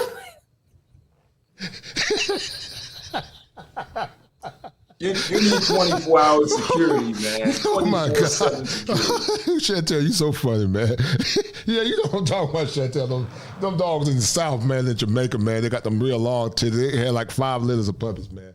And you know, and they want to come to you and say, you know, you gotta take care of me and the community, but you had all those dogs by ain't-ish men. And see, Chantelle, we talk about Raekwon and man. We talk about these men that are sorry, getting these women knocked up and pregnant. You know, it's a percentage of these men getting these women pregnant. But, you know, in their 20s, Chantelle, they didn't, everybody's down there, in their 20s, they didn't care nothing about the decent men, you know, the ones that were going to school, they were reading books.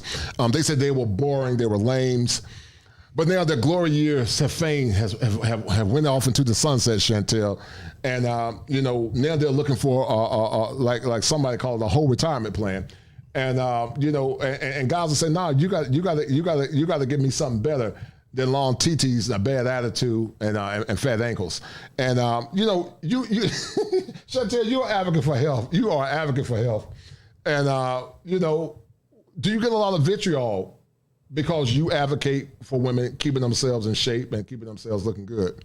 Yeah, I don't understand what is it. I'm extremely shocked at Black women feeling offended by somebody saying, "Hey, let's work out, do better, like better yourself. You're going to benefit in the long run."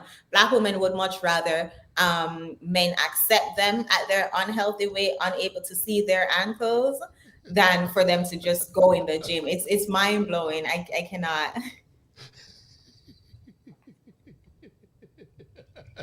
You know what's funny, right? Hold on, Ingram. Hold on, Brandon Jess said long titties matter. No, Mona. What we're saying is that, Mona, we're saying that it's okay if her breast gets long for her husband. That's normal. A man's supposed to stand by his woman.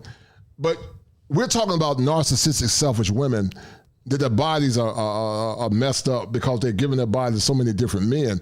But now they want a man that's worked hard and better himself, that come on the back end and take care of her and her kids. And that's what men are saying, Mona. So we're not talking about women that were married and they got long titties from their husband.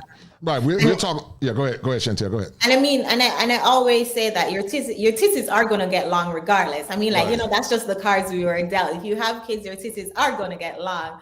But, you know, like women giving men their long titties and women coming to the market, the dating market anyway, and expecting men to take them and save them. It just shows just how little we think of our men, how little respect we have for these men. Like why wouldn't you want your husband to have your best body? The body before the long titties. Right, before the long titties. Yeah, right. Yeah. You know, Amiri Baraka said a raisin under the sun. You know, and my mind can go back into the South of Eastern North Carolina. You see them dogs, all them fleas on them, you know, them real long titties, man, them long titties. You know, they stretching in the sun with the ticks and the fleas. Shout out to my man Mark Laws. He said, "I love Chantelle Big Bone picture, no doubt." Shout out to Mark Laws for that $5 super sticker. But Chantelle, we're gonna look at Chantelle. At some point, I'm gonna drop the link and we can have a conversation. Mona, I want you to come on and talk. Chantelle got to get off in a few minutes, but Mona, I would love to hear your perspective. Chantelle, I'd like to hear from the women, but I'm gonna listen to this clip because I know Ingram. You know, Ingram got to get his sleep too. Ingram geriatric, man. I call him geriatric Ingram. Ingram man's got to get in bed at a certain time, man. He start yawning. But let's look at this clip that Chantelle did, guys, real quick, and I'm gonna get Chantelle to help us break it down. Hold tight. But pre this, right? Pay attention to this. Y'all notice that majority of the so-called pick-me's on YouTube, with the exception of a few, and when I mean a few, I mean like 3. Y'all notice that majority of us are either baby mamas, we've hit the wall, or those 2, yeah. We've hit the wall, we're baby mamas, and then now it's when all of a sudden we're a pick-me and we want men to save us and we want men to give us sympathy and we want men to give us grace, with the exception of Danica Marie, Crimson Cure, and Dee Dee, as far as I know. If there are any more, let me know. But y'all notice that? I sat back and I observed that. It's like, why majority of the so-called pick-me's on YouTube have something going on that men are like, yeah, you know, we don't prefer. Why is it until it's too late? Why is it until we give our best lives to either the streets, school, or our career? That's when we look up and say, oh, wait, that's what men want. Let me become that. When it's low. Why is the self-awareness, Chantelle and Ingram, so low for some of our women? I'm going to guesstimate and say because we have not taught women to adequately respond to and respect men. But Chantelle, starting with you and then Ingram, why is the self-awareness so low in your opinion?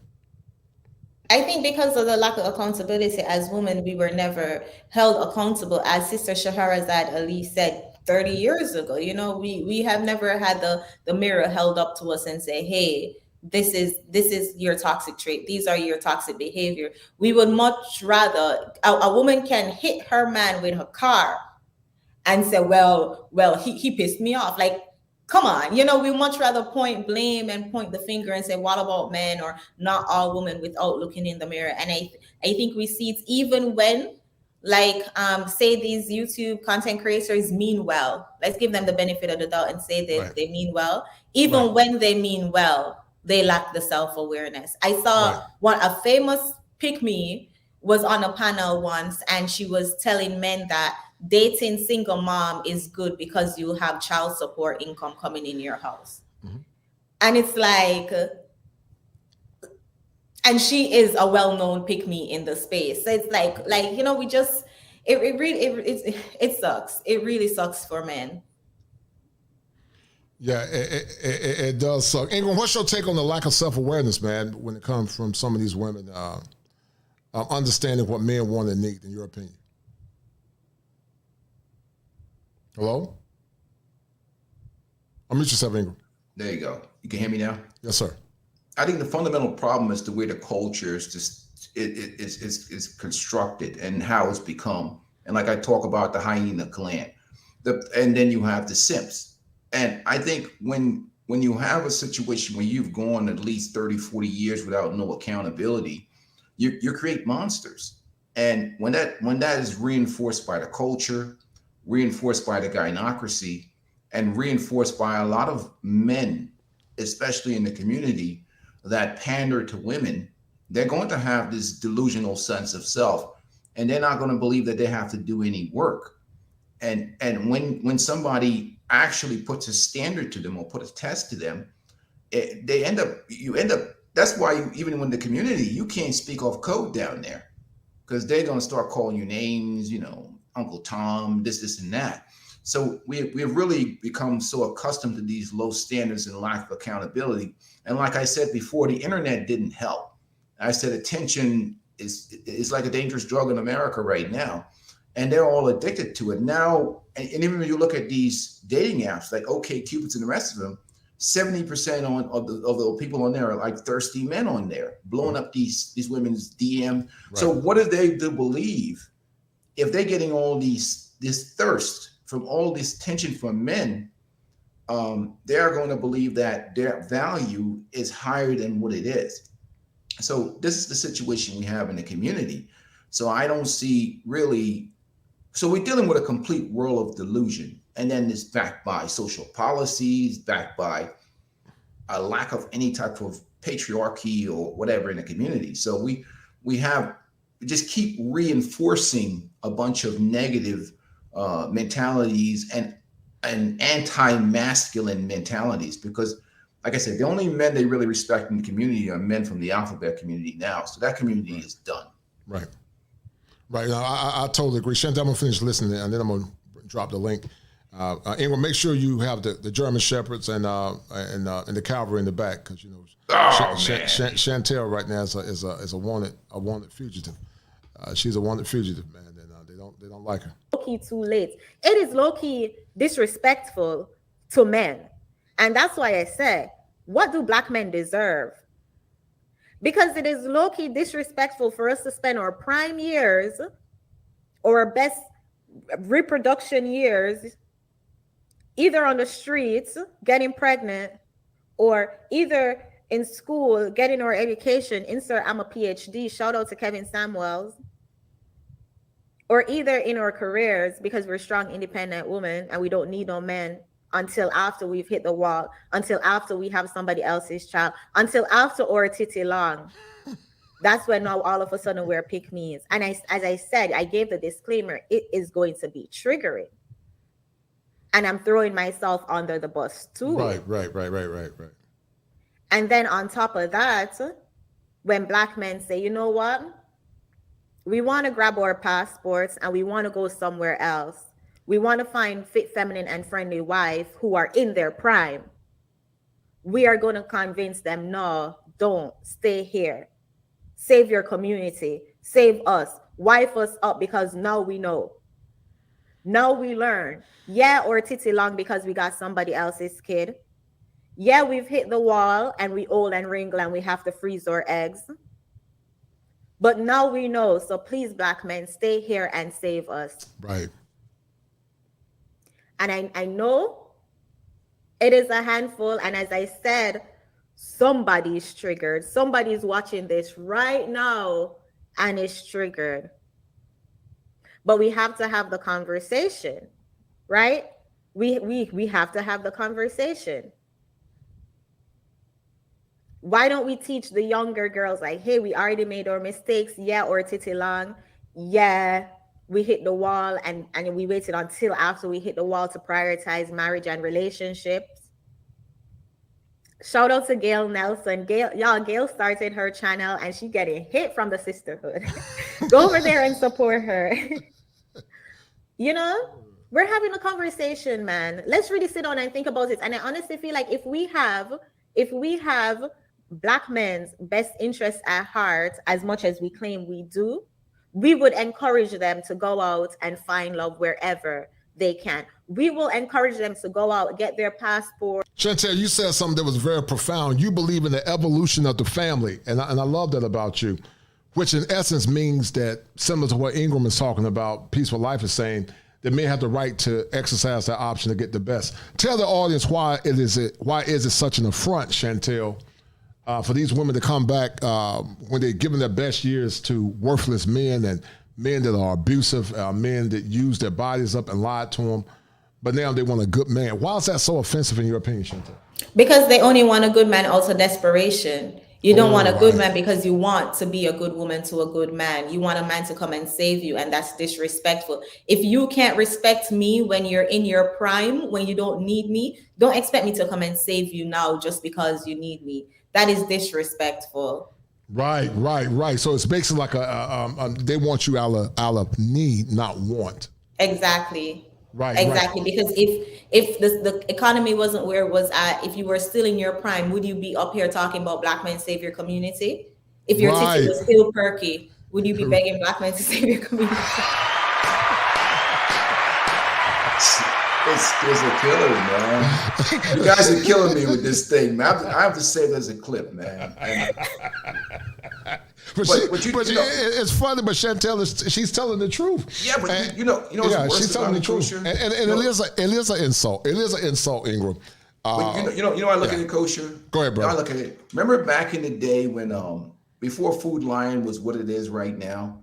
And what Food Lion used to do, right? You know, the meat and all the products that were expired on the shelf, or what, 1 day away from expired, they would sell them to all, like Food Lion, right? Food Lion used to get all the expired meat. And what Food Lion did, and they got in trouble, what they was putting brand new stickers on expired goods, right? And I think that's what was being presented to Black men.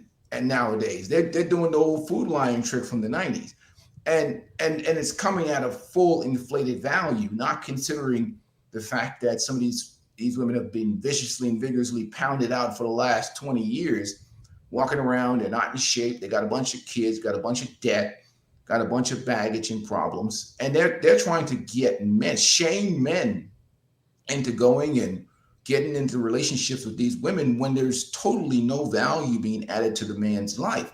And back to the community, and they talk about trying to save the community.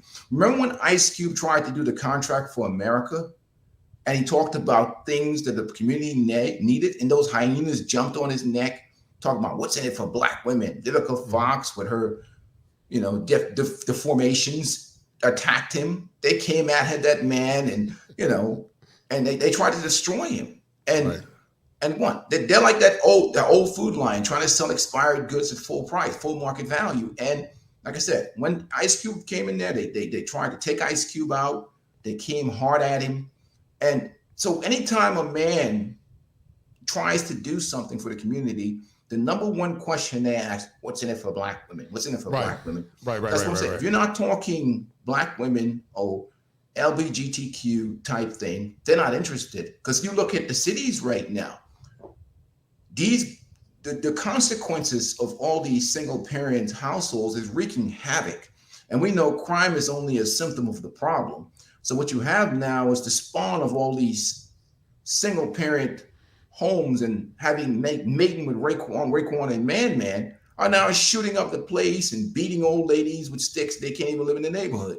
Mm-hmm. So now you're getting the consequences of destroying the nuclear family and taking all that government welfare and government empowerment is now created utter chaos where these cities are like, even Philly over here, it's like 33 shootings, 10 people dead, people in intensive care over just the holiday weekend. So this is what you're getting. Right. I totally agree. Shout out to S Move to God. He said most of Black American men haven't experienced feminine energy when dealing with the Black American woman. He said they're deserving to get that from African descent women elsewhere. I think it's important that we preserve our African identity. Thank you, brother. That's a deal, And guys, in the meantime, go check out Chantelle Simone. Go check out A Peaceful Life. And listen, guys, the economy is bad, man. That robot that sent me a text, he said, look, listen, coach, I told you got to make sure you feed me. So guys, do me a favor. Go feed that algorithm, because that robot said the electric bill is high. Go feed the robot.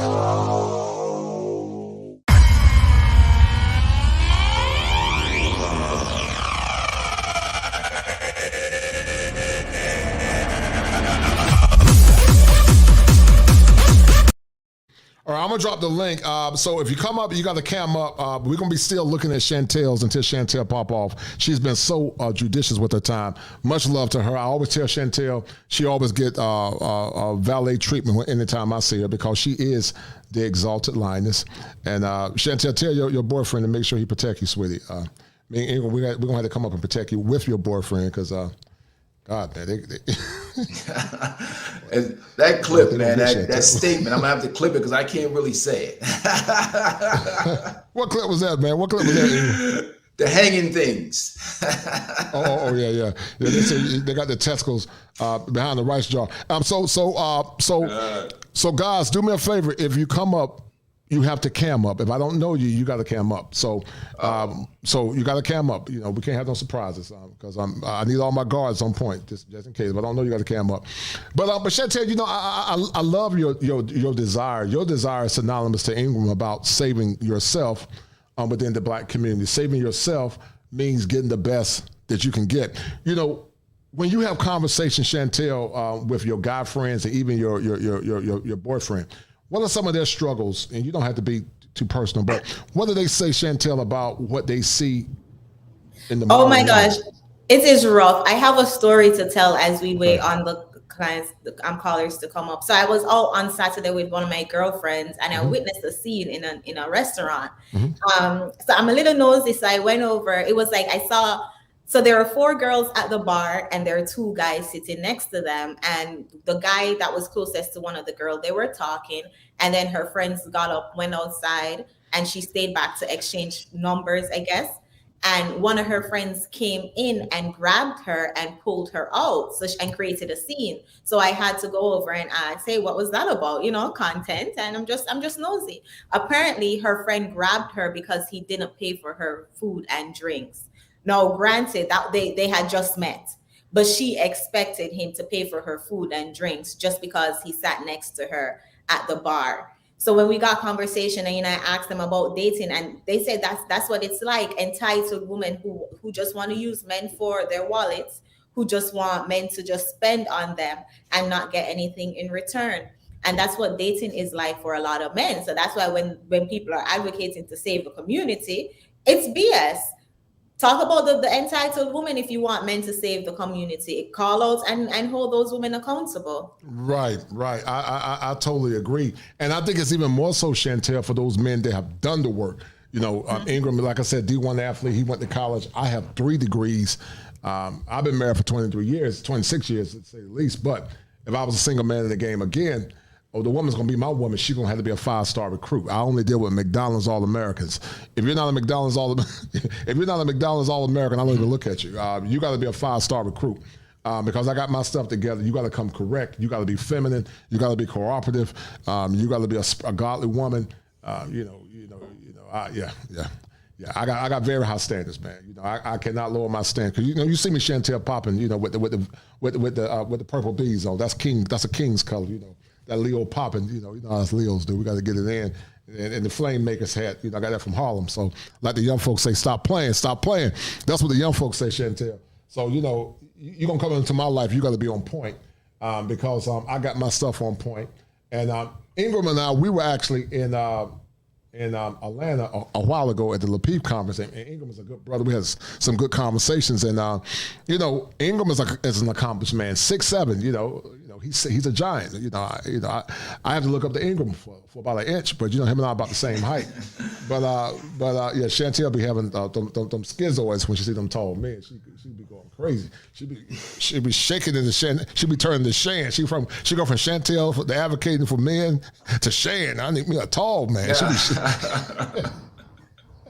She'd be like the long-titted broad, man. Funny. But the link has been dropped, guys. They're taking the time coming up, Shan. But anyway, I call it Shan. But anyway, MC Recover said, I shared the stream. I think he was trying to say, my football team is playing. Soft girl era is a hoax. Overnight therapy era. Ha. I appreciate it. But guys, the link has been dropped. Chantelle got a few minutes. If you guys want to ask her a question, feel free to come on while we're looking at her clip. But yeah, it's a travesty, Chantelle. And if you come on, you gotta cam up before I see you. You gotta cam up. You gotta have your clothes on. You gotta be dressed appropriately. No bonnets on. You gotta be dressed.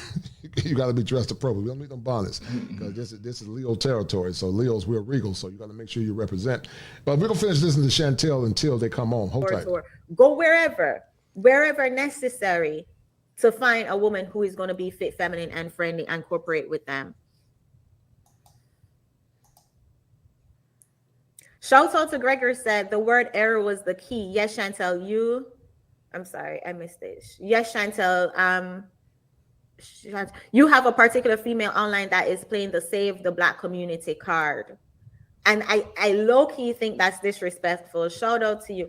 I low-key think it's disrespectful to tell a man that, hey, yeah, I know you had to work twice as hard to get half the praise.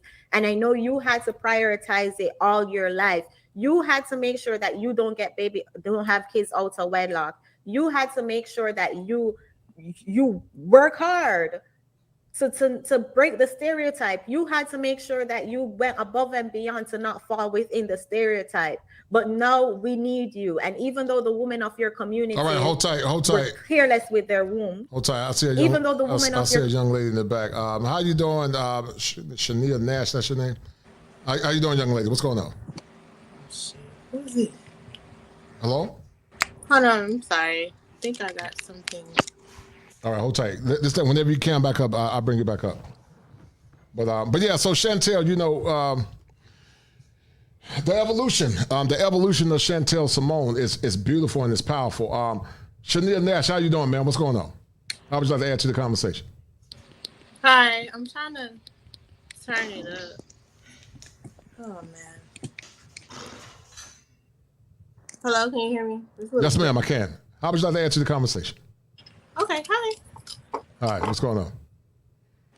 I was just calling in. I'm new here, and I was just overhearing the conversation. So what do you think about the soft girl era and women faking femininity to get a man?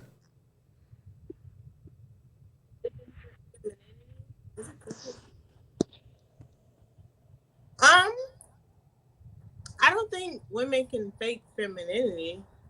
Are women faking femininity? Oh yes, they are faking it. Break it down for us, Chantelle. I'm sorry, I'm trying to fix it. I tell you what, I'm gonna drop you down. Just get your camera ready, and then I'll bring you back up when you're ready. Okay? I'm gonna drop you down. Just when your camera's ready, just let me know. I'll bring you back. Okay? I'll bring you back. Okay. All right. Yeah. So she said she didn't believe that women can fake femininity, Chantelle. Honestly, so unfortunately, the downside with Kevin Samuels and the downside with the manosphere is it's giving the blueprint, right? It's telling the secret. It's giving, what's it called, the playbook. The playbook, right? Yeah, it's giving the playbook. So of course, women can pretend to be fit, feminine, friendly, submissive. They can pretend to do all those things until they get the ring. We see often in these YouTube streets, you see a woman who come on and she acts feminine until she get triggered, and then her true colors start coming out. True color come out, right? I totally agree. Right. So most definitely, I mean, it's what code switching. You manipulate. You say, you blink your eyes. You play the damsel in distress just to get what you want. Women do that all the time from the beginning of time. Look at Eve. Didn't she do it? Yeah, she did until she got in the garden and beguiled Adam. But yes, young lady. So once again, how would you like to add to the conversation? You got any question to ask Chantelle? She's a very brilliant content creator. So what are your questions? And I always tell people you can have a difference of opinion, but be respectful. So go ahead, Shanae. So I believe like all women have like a certain, femininity, I don't know how to say it, femininity about them. I don't think that women can fake that, because men are attracted to like a feminine woman, and if they wasn't, it wouldn't be so many babies out, right? So let me ask you a question. Do you think a man can fake loving a woman? Yes. Okay, so a woman can fake being feminine. Is that fair to say? So let me ask you a question. No. It's an echo. Is that me? I don't know. You might. You're gonna have to. You're gonna have to turn your YouTube off in the back. It's on mute. Do I have to turn like completely off? Yeah, just mute your YouTube in the back. Yes, it's muted. So yeah, a man can fake love. No, I wouldn't say that. No, why? And a woman, no, that's just in our genes. That's why we are females, because we have estrogen. You know what I mean? Like, you can fake it all day. If that was the case, men could be women if they can fake estrogen. I mean, I'm not going there, but I think what being Chantelle is saying, the femininity is a social so Chantelle, is femininity a social construct, or is it intrinsic and extrinsic? Flirt with your man to get what you want, like that. Well, hold on. I'm gonna let Chantelle break it down for you. Go ahead, Chantelle. So I understand what I kind of get her point, because I got a similar comment earlier today. Like femininity is something that that a woman is. A woman is feminine as men are masculine, right? So it's like and correct me if I'm wrong. You're saying, how can a woman fake having lady parts, because that's what she was born with? So she was born a woman, so you can't fake it. I didn't say lady parts. No, I'm just using that as an example, just to get to what I'm gonna say.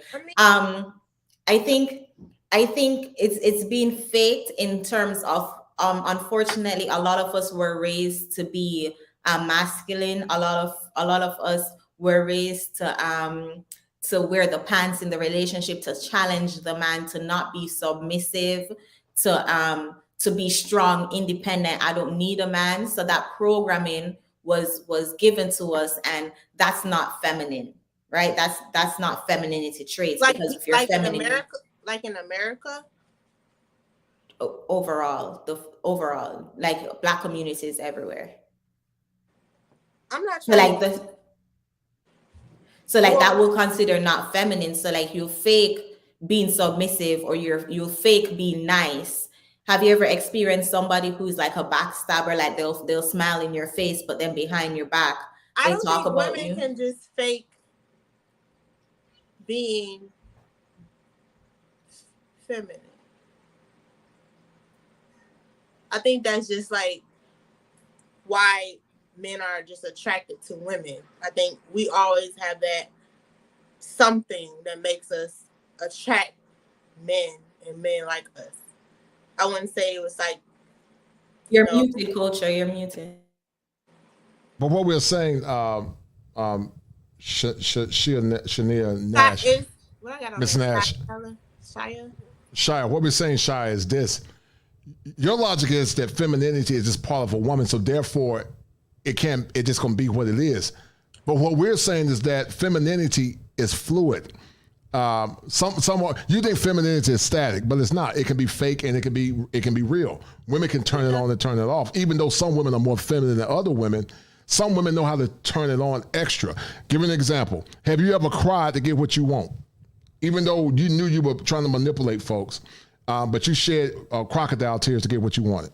No, I never did. I did that because if I ever cried, it was because I was passionate about something and I didn't know how to like express it for him to understand it. But yeah, like I never like cried to get what I want. No. Not me personally, but I'm pretty sure women do you think some women fake I do being feminine to get what they want? Yes or no? Yeah, I do. All right then. So femininity can be fake. It can be genuine. It can be synthetic. Sure. Right. Sure. You ever heard people say he's trying to be a tough guy? That's fake masculinity, where he's faking like he's tough to trying to impress a woman. Do you see my point? Yeah, I do. All right. Where are you from, young lady? Where are you from? Michigan. You're from Michigan. Tell me some of the struggles you see in Michigan, Ms. Nash, with relationships and the women and all. What do you see in Michigan? That's an issue.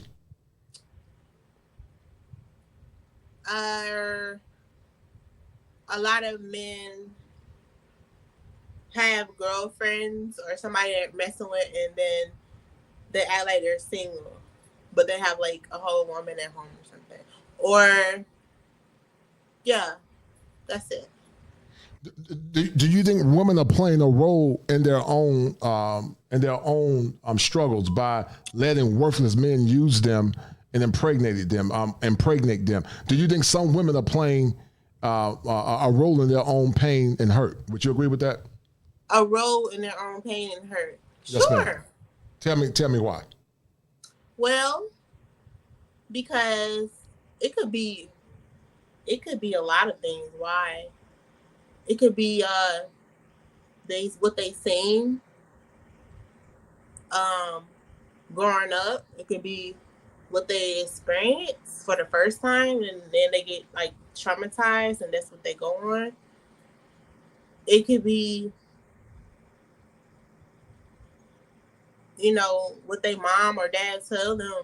It could be a source of things why they will think that that's what they're worth and just go on from that. Like, it could be a lot of things. We are more, I guess, scientifically speaking, emotional. We like, that could be an argument, but yeah. So it could be from like, I feel like what you experience from the first time and what you see is what you end up. But then again, you can have determination to like get up out of that too. Like a place. How would you like to answer that, Chantelle? Tim Harden, you can come back on, brother. Come on. I know come I'm on everywhere. back on, I'm sorry. I'm just trying to. Sorry. Yeah. Tim, come back on, man, if you want to. As to what specifically? Yeah, about her whole take about what you just heard about femininity, about it being fake or a social construct. I think unfortunately, I'm from back in, who was it that cut off the guys here? Was it Delilah? From back in those days, you had women, being deceitful, and the Bible talks about it a lot in Proverbs about quarrelsome women and women who will manipulate you and stuff. So I think it's just it's important to be aware of those things, even though we ourselves might not be like that, and our intention may not be to manipulate, but I think it's important to point it out when we see it and talk about it when we see it, because then that's the only way we'll start having better outcomes. Sure. Can I respond to that? Yeah, let me ask you a question. Is the Black community done in your opinion? No. The Black community? Yeah, you think it's finished? No. Or you don't think it's finished? No, I don't. No. Okay. I mean, if somebody else want to come in after it, I just don't. No, I don't. We are the strongest being on earth. So no, we're definitely not. Ingram, how would you like to add to that? TJ, hello, ma'am. How you doing? But Ingram, how would you like to add to that, brother? Go ahead. I take the fifth. No, I'm just joking. No, I have nothing to add on that matter. I don't think it would really help because, at the end of the day, I mean, as far as I'm concerned, the culture that we currently have in the Black community, it's done. I don't see like you said, the culture. He didn't say the culture. He was just like, are Black people done? No. We're talking about the community. We're talking about the current American community. In the current condition that it is, unless somebody starts a new tribe with a new mentality and a new focus, I think what we currently see right now and the culture itself is too toxic. And the culture, not the people, is trash. So you have to start something brand new with morals, values, and standards. So what does that look like? That looks like a culture where they respect values, where they respect the nuclear family, where it's not centered. No color. It's no color. Like, it's no color. It's just the principle of who you are as a person. Well, who you are is based upon, in America, what you're willing to do as a person, because you can only get the outcomes that you earn. So regardless of culture, we have to deal with a competitive mindset. So if I look at somebody myself, I look at somebody, do they have the same values as me? Just because somebody's my skin color, they may not, he might just be the color of my skin, but you may not support the same values I support. Right. So if you don't support my values, you're probably more than likely going to be destructive. Okay, I get that. You know what I'm saying? So I'm not going to just accept somebody because they're Black. Right. The question, you could be Black, how the angry man would say Black in color only. You have to support my values, because everybody that's Black ain't Black. You might be somebody that's, if you're destroying the community, if you're selling drugs, you're committing crime, if you're teaching our women how to be 304s, or for the streets, I don't think you're helping the community at all. So if you're a destructive person, you're not a member of my tribe, the way I look at it. So I'm not going to support people that don't have my values, regardless of their color. Right. Fair enough. Right, that's fair. Tim Hart, how would you like to add? And then TJ, how would you like to add to the conversation, Tim? Go ahead, brother. Good evening. Okay. Can you hear me? Yes, sir. Yes, sir. Go ahead. Go ahead, Tim. Yeah, I'm a second a peaceful life. I'm gonna second that motion. It's the community as is. It's a wrap on that. Can't undo what's already been done in society. So 80% of the quote unquote viable pool of single mothers, the overweight, et cetera, et cetera. At some point, the passport bros and other Black men are just going to have to form a new black community. Can you hear me? You break it up. What about now? You there, Tim? Yeah. You're breaking up. Oh, let me leave and come back. Hey, Tim, hold tight, Tim. Hold tight, Tim. Chantelle got the pop for the minute. Hold tight. TJ, how would you like to add to the conversation? I call it the salt girl movement, which basically means it's a fallacy. They're faking femininity for the sake of gaining the man attention. And so I call it, TJ, the salt girl movement, because they're really just bitter women that are feigning femininity for the sake of getting a man. How would you like to add to that? Well, I think that's interesting. I don't necessarily disagree.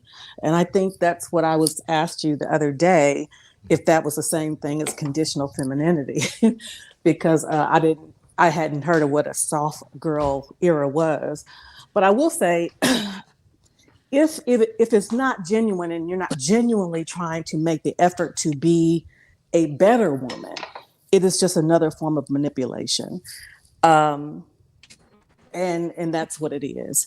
You know, it's interesting because as a wife now, and who is a considerably different person as it relates to relationships now than I was in my past, I think I did do some of those manipulative things, and I was very confrontational, no matter who you were. Very in your face. Like I've said, you know, Kevin probably would have said that I was one of the women he was talking about when he was talking about his times on University of Oklahoma's campus. So he's probably talking about me. But but I made a conscious effort to. You guys keep fading out for some reason. I don't know what's going on. I can hear you fine. Really? Are you there, TJ?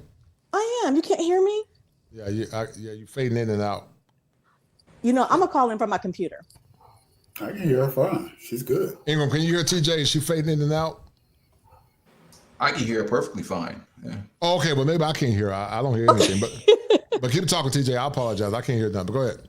So I think what we need to do, we definitely need, it's a form of manipulation. And I will say with this soft girl era, I don't know if many are just coming to the realization that you can get more flies with honey than you can vinegar.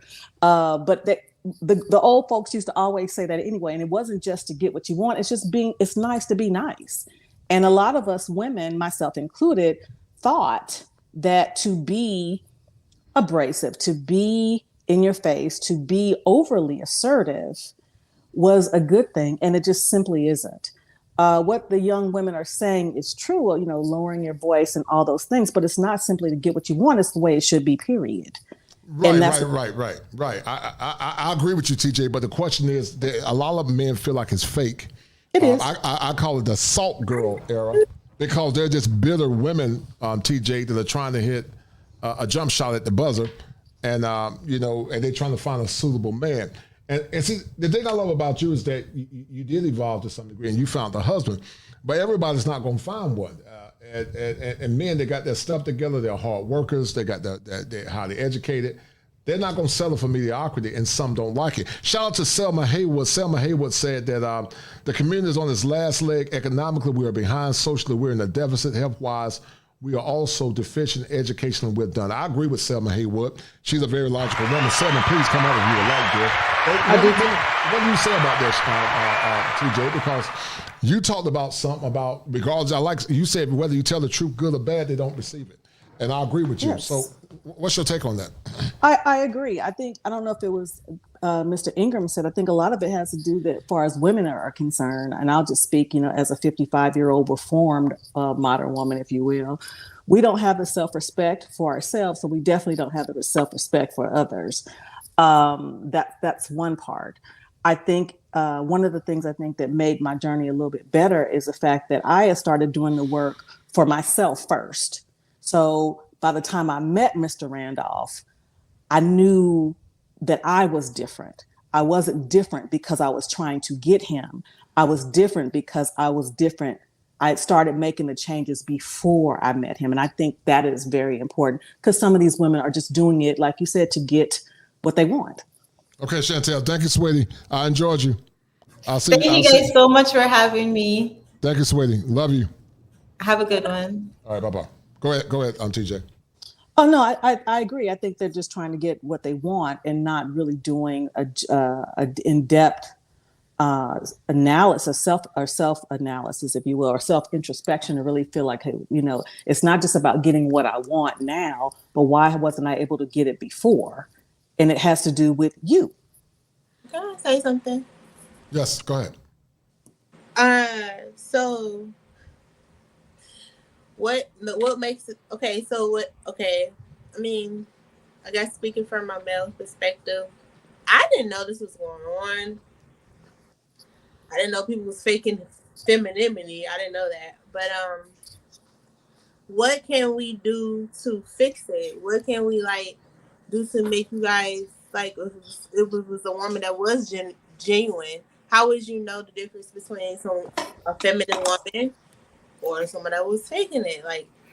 I mean, it's a dating process. So how would you get stuck until a fake? Can I answer that as a feminine woman, and then how would you even get stuck? Yeah. Hold tight. Let me read the super chat. Karan there said most black ADOS sons aren't actively choosing black ADOS daughters. The community future is bleak at best. The pseudo soft era is too little too late. No doubt. I appreciate it, man. And basically what Karan is saying is what a lot of men are saying. It's over. You can't beat a horse to death and then expect him to pull the cart. It doesn't work. It doesn't work. Hold tight, sweetie. Hold tight. You can't beat the horse to death and expect him to pull the cart. And historically, and here recent the last 30 to 40 to 50 years, we beat the horse to death. But now, as it relates to servitude, we want them to serve. Like I said, TJ, and you might differ with me on that. If you do, that's fine. But I tell people, TJ, in this last election, they were saying chucks and pearls, and it's okay with that if you want to say that. But you can't say chucks and pearls when it come down to power to celebrate Indian/woman being into office. But then on the flip side, when it come down to talking about black family, black community, black men, black boys, and black girls, you weren't talking about that. You were talking about individualism. But when it come down to servitude, now you're saying save yourself, black community. And I have a problem with that as a man, TJ, because as I was on my ascension as a licensed therapist, I got no support. I got no celebration. And many of these men didn't get any celebration or support. And what men are saying now, I'll be damned if you're going to think I'm going to come back and serve you when you served yourself at this last election. You didn't support black men. You didn't give a damn about, not you, TJ, but they didn't give a damn about black men. They only cared about themselves. What do you say to that? Well, I agree with that. And I mean, as speaking for myself, I subscribe to the chucks and pearls thing for various personal reasons, but I have to be honest in that. Sure. I overlooked some things that I shouldn't have. Right. Talk on it, please. I appreciate your honesty. That I shouldn't have because, I love being a part of the Divine Nine, but they're not doing what I hope that they would have done. Yes. Be more succinct with that, because TJ, is it safe to say that if your boys are the warrior class, you have to build your boys? Your boys are the warrior class, meaning they've been commissioned to protect you. But how can you expect the warriors to serve you when the nurturers have never served the warrior? The woman is the garden. The man is the husband. He's the word husband comes from the word husbandry. But the garden is not serving the husband. But yet they want the husband only when it comes down to servitude. And masculine men are not going to tolerate that. We're just not going to. You're going to damn give us something in return if you want fair exchange. And men are saying, nah, you can't give me that. I can't roll with you. Go ahead, TJ. Well, what I'll say to that is this, and I can't speak, I can only speak from my own experience and based on what I've seen. And for my age group, we're Gen Xers. So I was blinded by the fact that learning about women's studies and all these things and what women could do, I was blinded by the fact of learning that was actually at the expense of devaluing our men. Yes. I can be honest in that I did not realize until I was much older, kind of like what my mom was saying with the feminist movement. You were in the midst of it, but only looking backwards that you realize, okay, that wasn't for me, or what it cost us. And like I said, I can remember being on the campus of the University of Oklahoma and being excited about women's studies, being excited about the contributions, but never considering the fact by doing so, we were diminishing or depreciating or devaluing the contributions of our men. Right. So I can say that. Mm-hmm. And that's where we are. Now, what I'm saying now, again, I see, and again, like I said, we don't have to agree and that's fine. But I think, but I am disappointed. I am disappointed. And the fact that when I see all these other for instance, all these other movements for the alphabet community, but not necessarily for Black men. That's troublesome to me. I totally agree. And if you go back and look at the original model of Black Lives Matters, it was not about Black family and Black community. It was about other things besides that. But yet they took that off their website when people called on to the Marxist movement. But you know, the soft girl era, once again, TJ, is what I call the salt girl era, as I told you earlier. And it's bitter women masquerading as being feminine. What process, TJ, did you have to go through to evolve to become TJ now? And I'm not saying you're perfect, but you had to go through a point of evolution. You went through therapy. How long did it take you to evolve? Because see, some of these women just think they can wave the magic wand, TJ, and they can be soft and feminine. But how long did it take you to continue to evolve? Because it's work. How long did it take you to evolve and to continue to evolve and become the woman that you are now? Well, I will tell you, Casey, and I share because I don't want women to wait as long as I did. You understand me? I don't want them to waste the kind of time that I did, because I knew to find a husband at 51, it was possible, but not likely. So I'm sharing my story that you don't do that. So what I would submit to you ladies is, if you are in kind of like you're talking about, and I think the young lady talked about saying that men have multiple women. Well, if those are the kind of men that you're choosing, and we have to realize and accept the fact that we're not paying attention to red flags, and then we want to be victims. We play a part in that. Mm-hmm. We play a part in that, and and I understand and appreciate sometimes we have low self-esteem. Sometimes we're victim of our own trauma. I'm all of that. But at some point, you have to say, okay, I'm not getting what I want. I'm not getting what I say I want. But moreover, are you equipped to have it? Mm-hmm. And I had to realize I wasn't equipped to have it. If I would have met Mr. Randolph even 6 years ago, I would have messed it up. Because one, our mouths get in the way. Mm-hmm. Our attitudes get in the way. We're going to argue the point, and sometimes it's just not worth it. So what I started to do, again, like I said, before I met Mr. Randolph, and regrettably it was after some, very bad relationship, culminating in a violent relationship at 50. Okay, ladies, don't do that. I said, okay, this is not it. And really the problem was, like my therapist said, the common denominator was me. Mm. And here's the thing, ladies, a lot of times we want to treat men like children.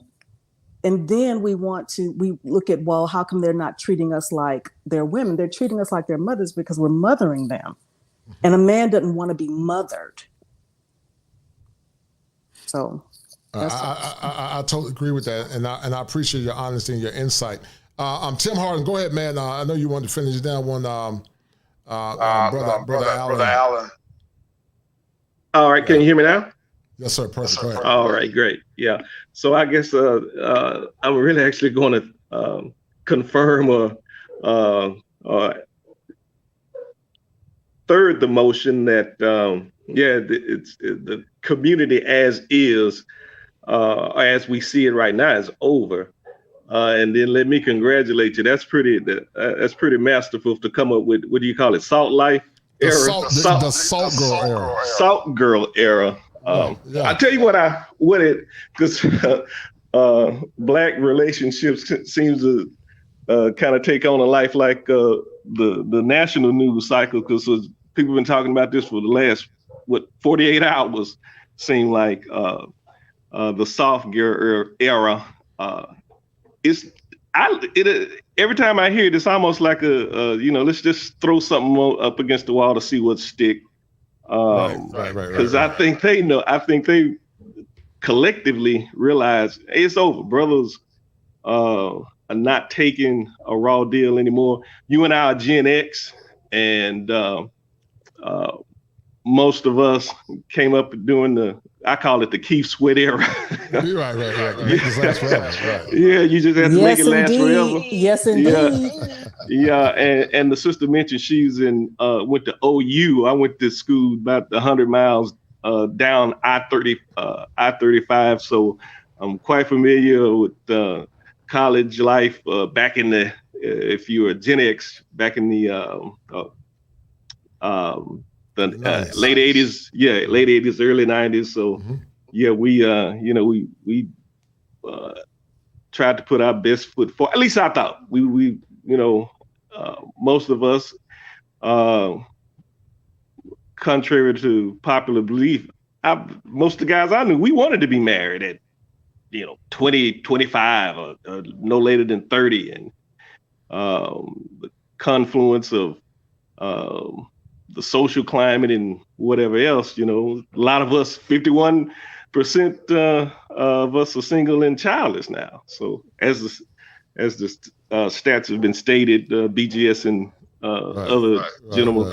So they just, on the one hand, they want to be soft, and then I think you played the video of the girl earlier. Then, if you listen, about 30 seconds later, she's cursing like a sailor. So I'm like, how soft are you? How soft is that? And that's why people say it's fake. Yes. Watch this.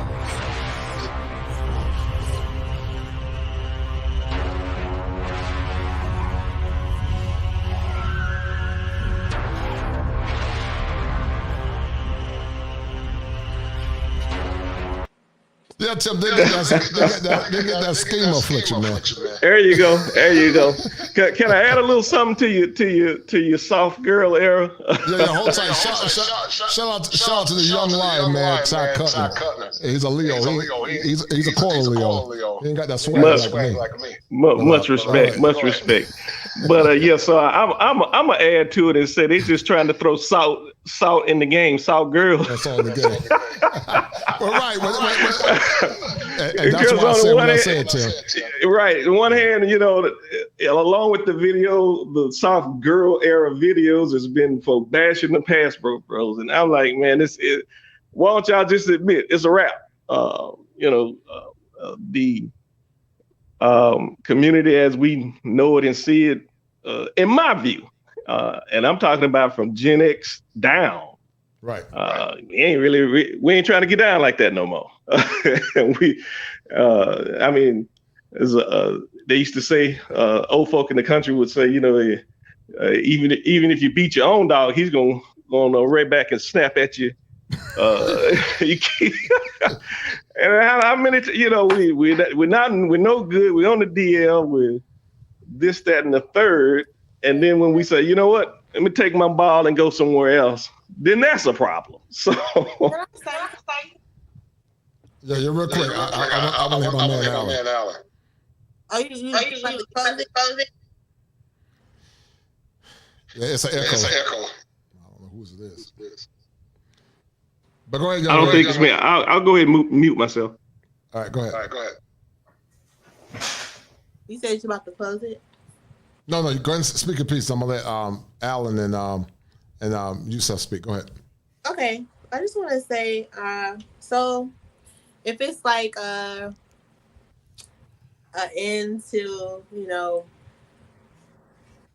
us per se, is it okay if we date outside our race and when you see us with the other culture, y'all won't get mad? Not at all. Absolutely not. We insist. I won't get mad. Not at all. Because we insist. I'm gonna be honest with you, Ms. Nash. Y'all don't have the options black men have. Because y'all don't have the options black men. Y'all don't. Especially in other countries. Because they're patriarchies. And they're not going to tolerate. Oh yeah. I don't have no issue with it. Not at all. It's called relationship capitalism. Go ahead. Yeah, I believe men and women should both have the right to do what they want. Nope, we're perfectly happy with that. But see, what you don't understand is that white men have very high standards. Black men have very low standards. We just tolerate anything. Speak. It's coming from T as the one in the background. Hey guys, y'all need to mute YouTube in the back. Okay, that's it. It's better than that. Yeah.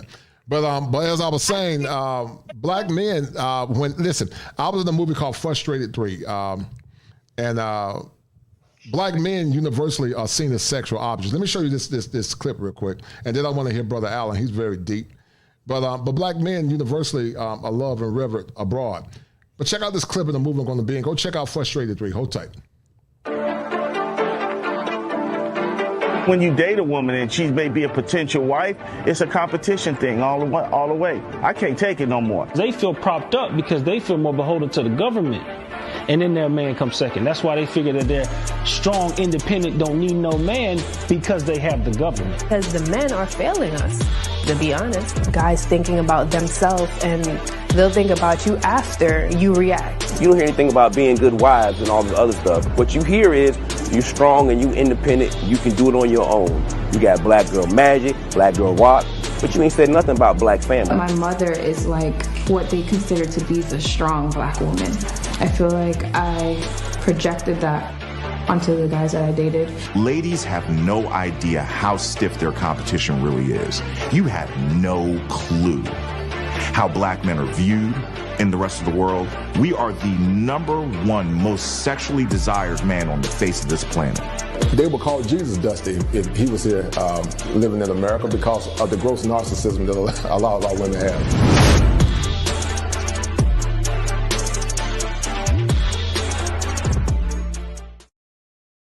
And young lady are celebrated abroad. Women are enthralled by black men, especially the ones that got their stuff together. So black men have options. We can date from a pool of different women if we choose to. Right. Black men have a lot of options. And see, once again, Ms. Nash, I don't care. Hold tight, sweet. You can't overtalk. But I don't care if black women date other ethnic. It doesn't bother me at all, Ms. Nash. If they want to date other women, other men, I don't have a problem with it. Only thing I'm saying is that they got to understand that when they date other ethnicities of men, those men typically have higher standards. White men want their women fit. I've known white men that know that would say if a woman is overweight, they don't even look at them. You got to come correct dealing with top tier white men. You got to come correct, not bottom shelf white men, top tier white men. You got to come correct. Brother Allen, what you say about the conversation, brother? What's going on? I'm sorry. Go ahead, Brother Allen.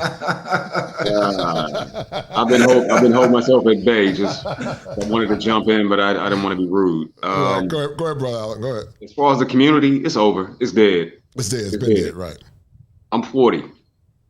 The younger men that I school and teach, they want nothing to do with you as a black woman. They want nothing to do with you. Nothing.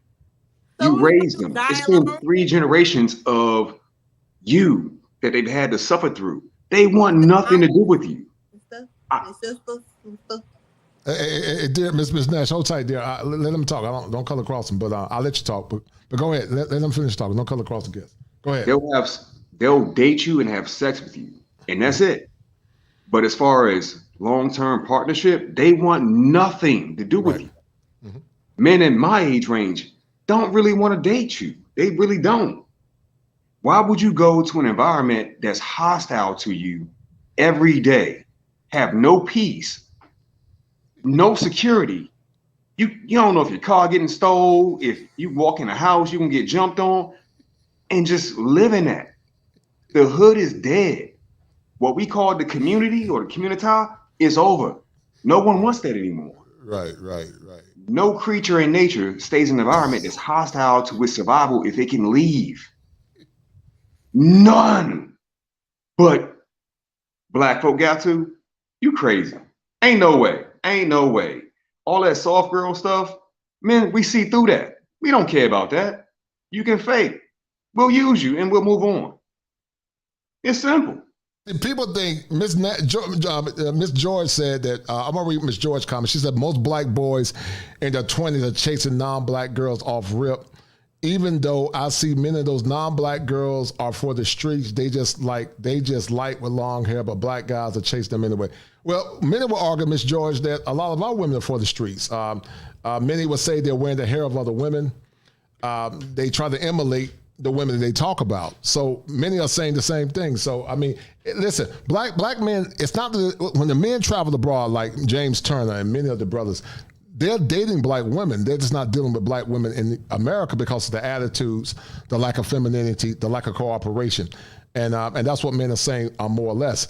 They want feminine, soft women. TJ, go ahead, Sweetie. You said you want to say something. Go ahead, dear. Well, I will say to Mr. Allen, he's right. I mean, he's absolutely right. And the reason why I say that, I have a nephew I have nephews that are in their 30s and some in their late 20s. And I remember them saying when they were in high school, how the Black girls were mean to them. Right. And it broke my heart. Right. But, and then I had nephews that were in Oklahoma saying it. I had nephews in California were saying it. I had nephews, I had adopted nephews in Virginia saying it. And this is high school. And this was 10 years ago, saying I would love to date a Black girl, but the Black girls are mean. They're mean, got bad attitudes, right. And, and I had to go ahead and own that for myself, because when I look back in my college and even in my military career, oh yeah, I get with you. So, but again, that's good in the work environment, but that don't translate into a relationship if you want to have something that's meaningful. So I agree. I guess one of the reasons that I'm not as stressed out about it is that my daughter got it right. She got it right. Mm-hmm. She got it right and has a great husband, and she didn't follow in my path of the wrong decision. She realized early that a good man got him, got married, they have a kid. But I do wish that for other women. But again, we get in our own way, and I hate to say it, because again, like I've said before, no matter if you try to say it nicely to the women, it don't matter if you say it nicely or not. Yes, say it again, TJ. If you say it nicely or harshly, they won't receive it. Spayman said, my son is 8, coming home complaining about Black girls in the class. And, the lack of self-introspection, TJ, is going to be the death kill for many, because they won't self-introspect. They don't take the time out to see themselves. When men try to point out their fallacies, they always come with ad hominem attacks. And many times, TJ, I said that they are deaf. They deny the evidence when you present it to them.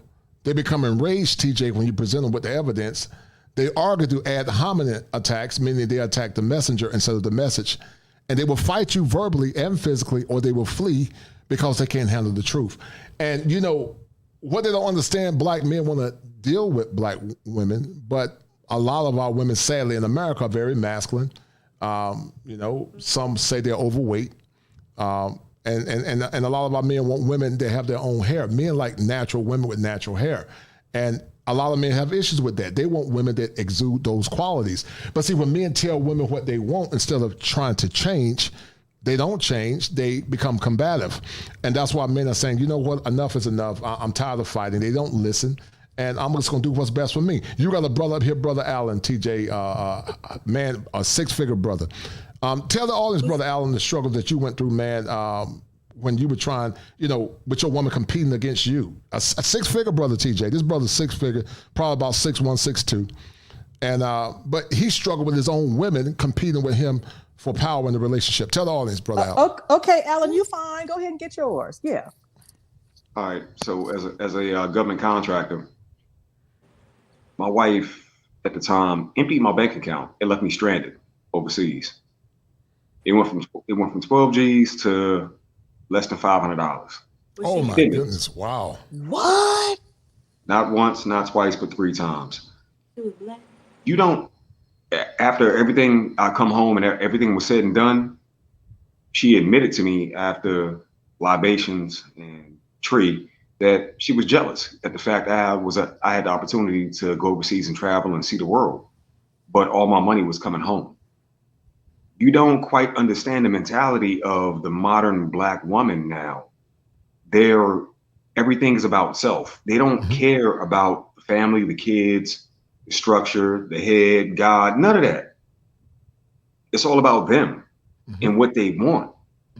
And the younger brothers that are coming up under me, they see it. So a lot of the games that I fell for in my youth, they ain't going for it. I'm a DMV. I'm a native Washingtonian. I reside in DMV, and trust me, they really ain't going for it.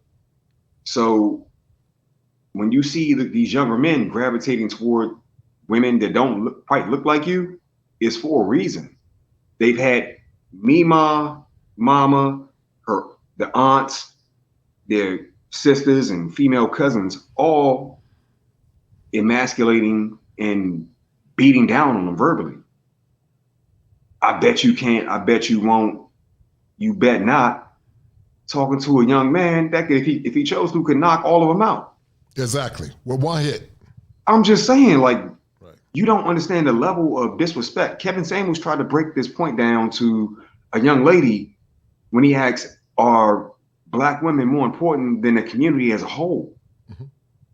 She didn't understand it first. I've said this multiple times. She didn't get it at first, but then when he really broke it all down to her, she still said yes. They view you as being something not human, but just kind of subhuman. Like, you're not important. Right. I can pick another one of you Negroes like I can pick grass. The man tree, right. Up until they get old and they hit the wall, then they run back to these same men. You don't fully understand like what we have to deal with. And TJ, I respect the fact you're a married woman. Ma'am, yes, that's the way it's supposed to be. But you're one out of 5. You got chosen, the other 4 didn't, and they mad, they bitter, and they take it out on everything and everyone around them. These women ain't no good. Well, thank you, sweetheart. And I tell you, I'm sorry to interrupt. I know that I knew that even with me doing the work, that there was a grand possibility that I wasn't going to find it. That's why I wasn't going to screw it up. So that's, if I can help, like my mom said, if I could help just one woman, then my being in the space is not in vain. You're right. Yeah, that's true, and that's powerful. Brother Yusuf, how would you like to answer the conversation there in Peaceful Life and Ms. Nash? Go ahead. My check. Can I be heard? Yes, sir, I can hear you. Go ahead, sir. Okay, good. What Ellen just said, I just wanted to hear him rock. I was just listening to what he had to say, because it sounded like he had a lot more experience than me dealing with. I mean, I don't know if I should say the word fortunate of not having to deal with a whole lot of Black women, because I kind of just naturally gravitated to other types of women as well, because they're just all different in different ways. So, but aside from that, my opinion about this movement, I think what it proves is that women are capable of being feminine and soft in this country, but when it suits their needs. Right. So when it benefits them exclusively, this movement appears to be more self-serving than it is of service to the men that they claim to love or that they're doing it for. Right. So these are just my observations. So I'm not going to just be one-sided, because there is another side to it as well. I think it also negates the propaganda that that aggressive women don't know how to be feminine or soft, because they'll say, "Oh, I wasn't raised that way," or, you know, "My daddy did this to me," or this, that, and the other. But from my experience, when push comes to shove, when they need to be feminine, for example, we've all seen the damsel in distress when a woman is, you know, crying and she knows how to turn it on. It's like a switch, right? She plays the victim, whether she's genuinely a victim or not. And men would typically run to her aid because she knows how to turn on the waterworks. She knows how to put on that femininity really thick to get men to, even in some cases, risk their life for that woman. Right. Rightfully or not. And secondly, when it comes to financial matters, they also know how to shuffle their feet a certain way. Like, even when I'm out in public, the way that homeless men carry themselves compared to the female homeless women, you rarely ever see them do it, but when you do, they have literally lines of cars lined up to help them and serve them, and they're almost always men. Of course, you have a lot of women supporting them too, but it's just that look. They know how to be feminine when they want to be, when it serves their purpose. So that's number one. Right. Two, I think this movement is more like a Band-Aid to the real problem, which is a lack of respect for male authority in this country. Right. And I do get the impression that this is going to be, now I just thought about this. I was like, okay, are they mocking? Because it feels like I'm kind of like looking between the things, looking between the lines. And I'm thinking they're doing this whole, like when you showed the skits earlier, I looked at it and it looks like they're mocking the man that they're not attracted to and that they would normally not be feminine or soft with in the first place. Right. So it's like a mocking energy. It's almost like a passive aggressive. That's what they're doing in the Lion King skit, and yeah, we'll be feminine for these conditions, and they're yelling and they're saying, yeah, we know how to do it. We actually do know how to do it, and they do, but not for the men that they're not attracted to. And even the men that they're not attracted to, there should be a level of respect for those men that they're not attracted to, because I've seen the difference. I am a pretty decent looking guy. I've seen women flip the switch on me compared to the man that would try to talk to them. I could walk up to them and they act all soft and feminine around me. Right. They was just disrespecting. To me, that turns me off. But they think that I'm going to ignore it because of the way that they treat me. But yet, it's like you don't have to pretend to like another man that you don't like. We all have our preferences.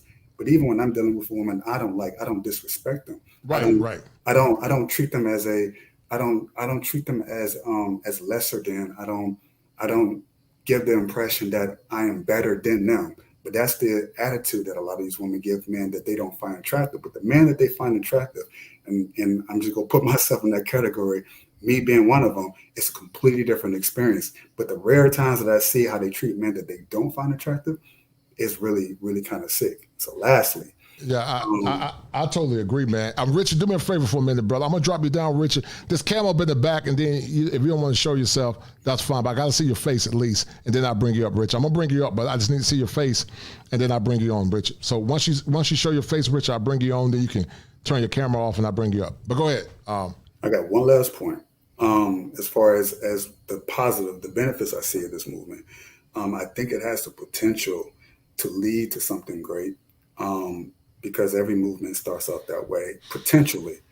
It could start off and turn into be something more of substance, something more genuine, something more meaningful and long lasting that can lead to a positive change.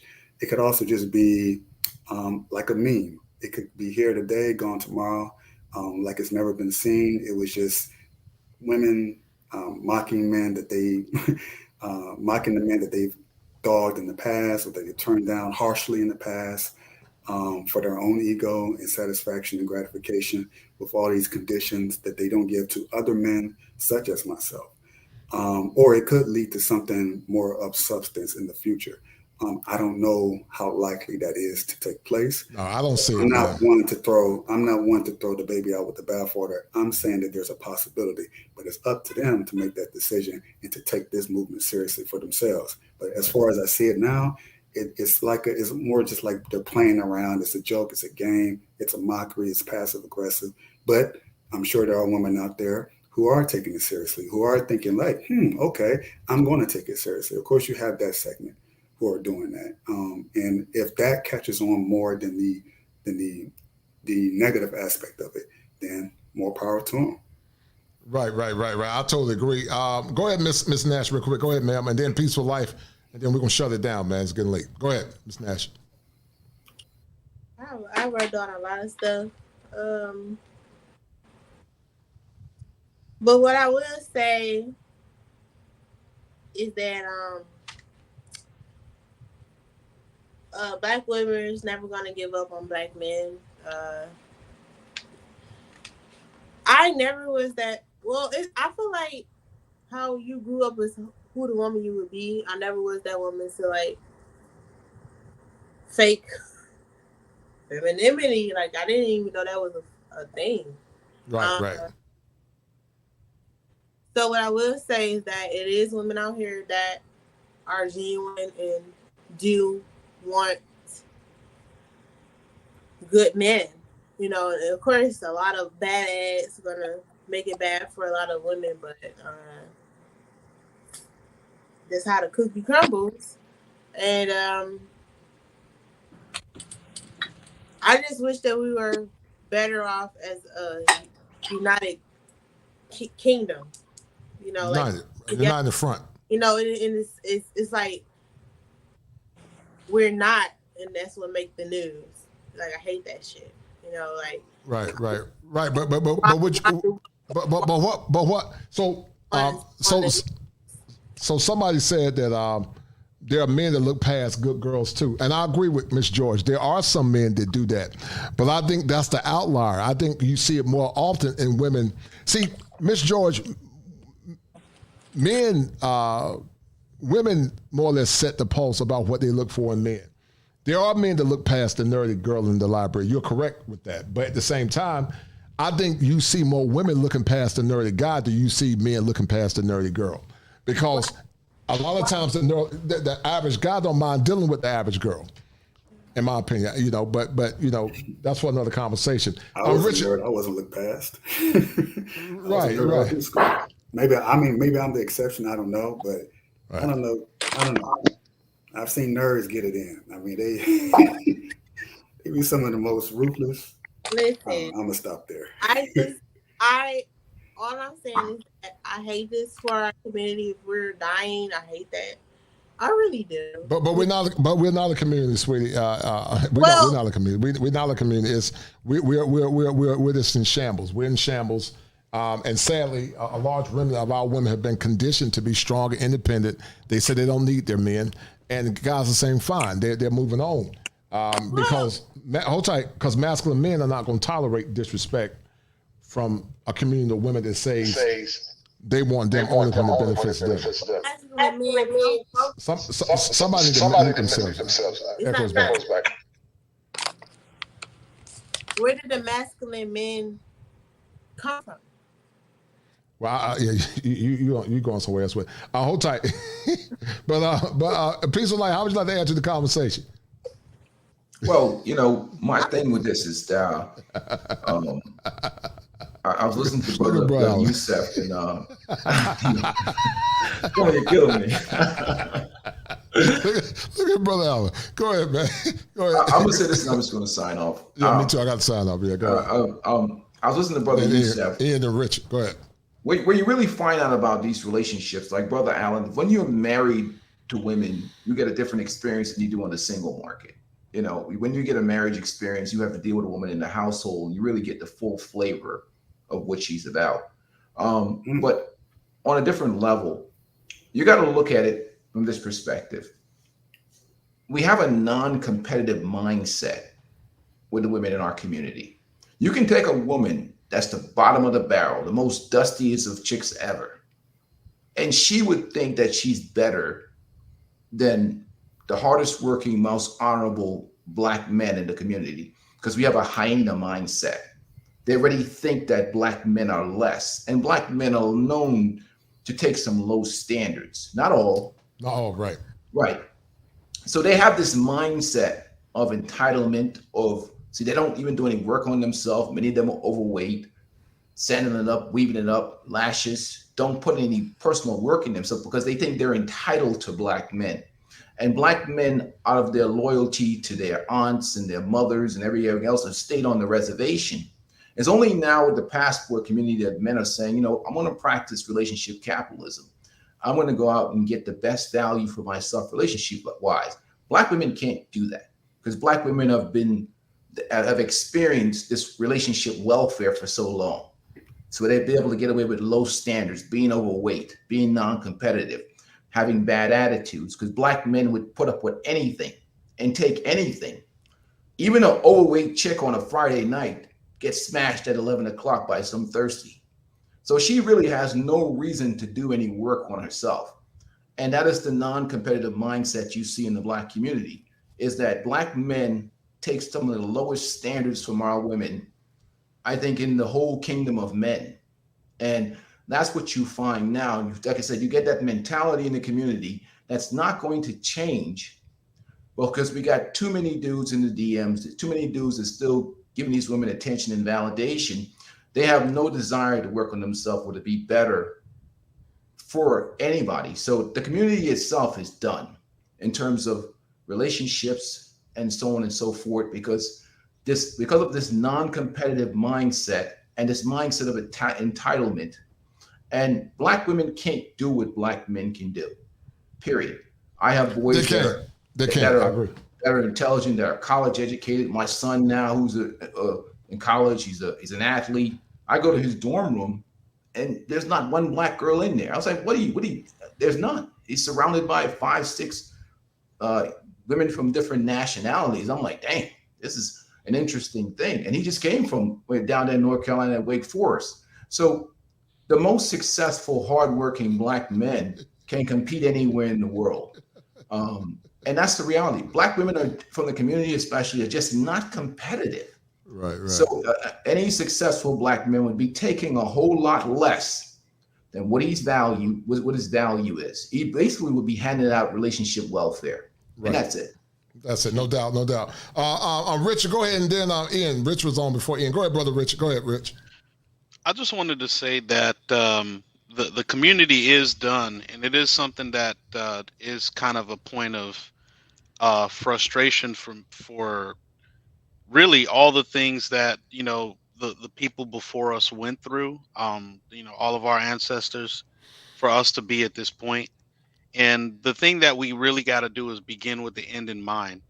So I see that one of the things that everybody sees is that women today value attention more than they value longevity, and that's like being rich versus wealthy. In other ways, you can view it. You can liken it to writing a solid business plan, where you have to have that. Once again, beginning with the end in mind. So, when you notice a grandmother who's 70 plus years old, and you see them, going to church on a Sunday with their church hat on, and also cooking for the family and everybody loving on them, and really some of these women haven't, had to ever carry a heavy load for probably the last 30, 40, 50 years, and it's because they had a man as the foundation of their household. And nowadays, because we do have a matriarchy instead of a patriarchy, a lot of brothers are starting to realize that as you elevate into higher planes of status, as you get that white picket fence, if you will, and become everything that you make six figures, just like these sisters say that they want. um it's almost a conditioning, where because some of these sisters have been dealing with so many Pookies and Ray Rays, that when they see you, they come to steal from you. Right. Because I know for me, a lot of brothers are looking into divorce and what you stand to lose here in this country, as well as even if you have a child out of wedlock. I mean, I looked at it for myself, and I was like, based on what I make, what a lot of brothers on this panel make, you, you paying rent for somebody, you paying somebody's mortgage if you have one child by them. Mm-hmm. And for another man meanwhile, to live in the house. Say that one more time. I said, and for another man to come in and out the house that you're paying the rent on. Right. Exactly. And that's the worst part. So, and I had a young lady on another podcast even admit that. She was like, hey, sometimes you got to have that brother around who don't really work a job. So that way he's just there to satisfy your needs. So they'll go ahead and buy him a PlayStation and let him play on the PlayStation all day, just so that when they come home, that brother could satisfy their needs, all while the three kids that they got over here by this man who actually does work and has a great W-2 job, they're going to go ahead and put him on child support. Mm-hmm. So when you're facing all of that, you're coming in, from a deficit position as a man from the get-go. Women are never thinking about this. And they're also never thinking about the rich versus wealthy concept. Mm-hmm. Because I just want to say that grandma that you see who's over 70 years old now and gets to go to church with her big church hat on and is loved by the community, respected by the community, loved and respected by her kids and her grandkids, that came with making great choices when she was in her 20s. So a lot of these women out here, you'll never know that. You'll never know that peace. You'll never know that happiness. So you got to choose what you want. You could sit here and say it's soft girl summer, salt girl summer, or whatever type of summer you want to call it. But at the end of the day, you're only hurting yourself, because men, as we grow older, as we get into our stride, if you will, we truly have the pick of the litter. I like to say, being in my mid 30s, that heck, I could be dating um, a mama and her daughter at the same time now. So hey, you pick your poison. You do what you want, but we're gonna do what we have to do.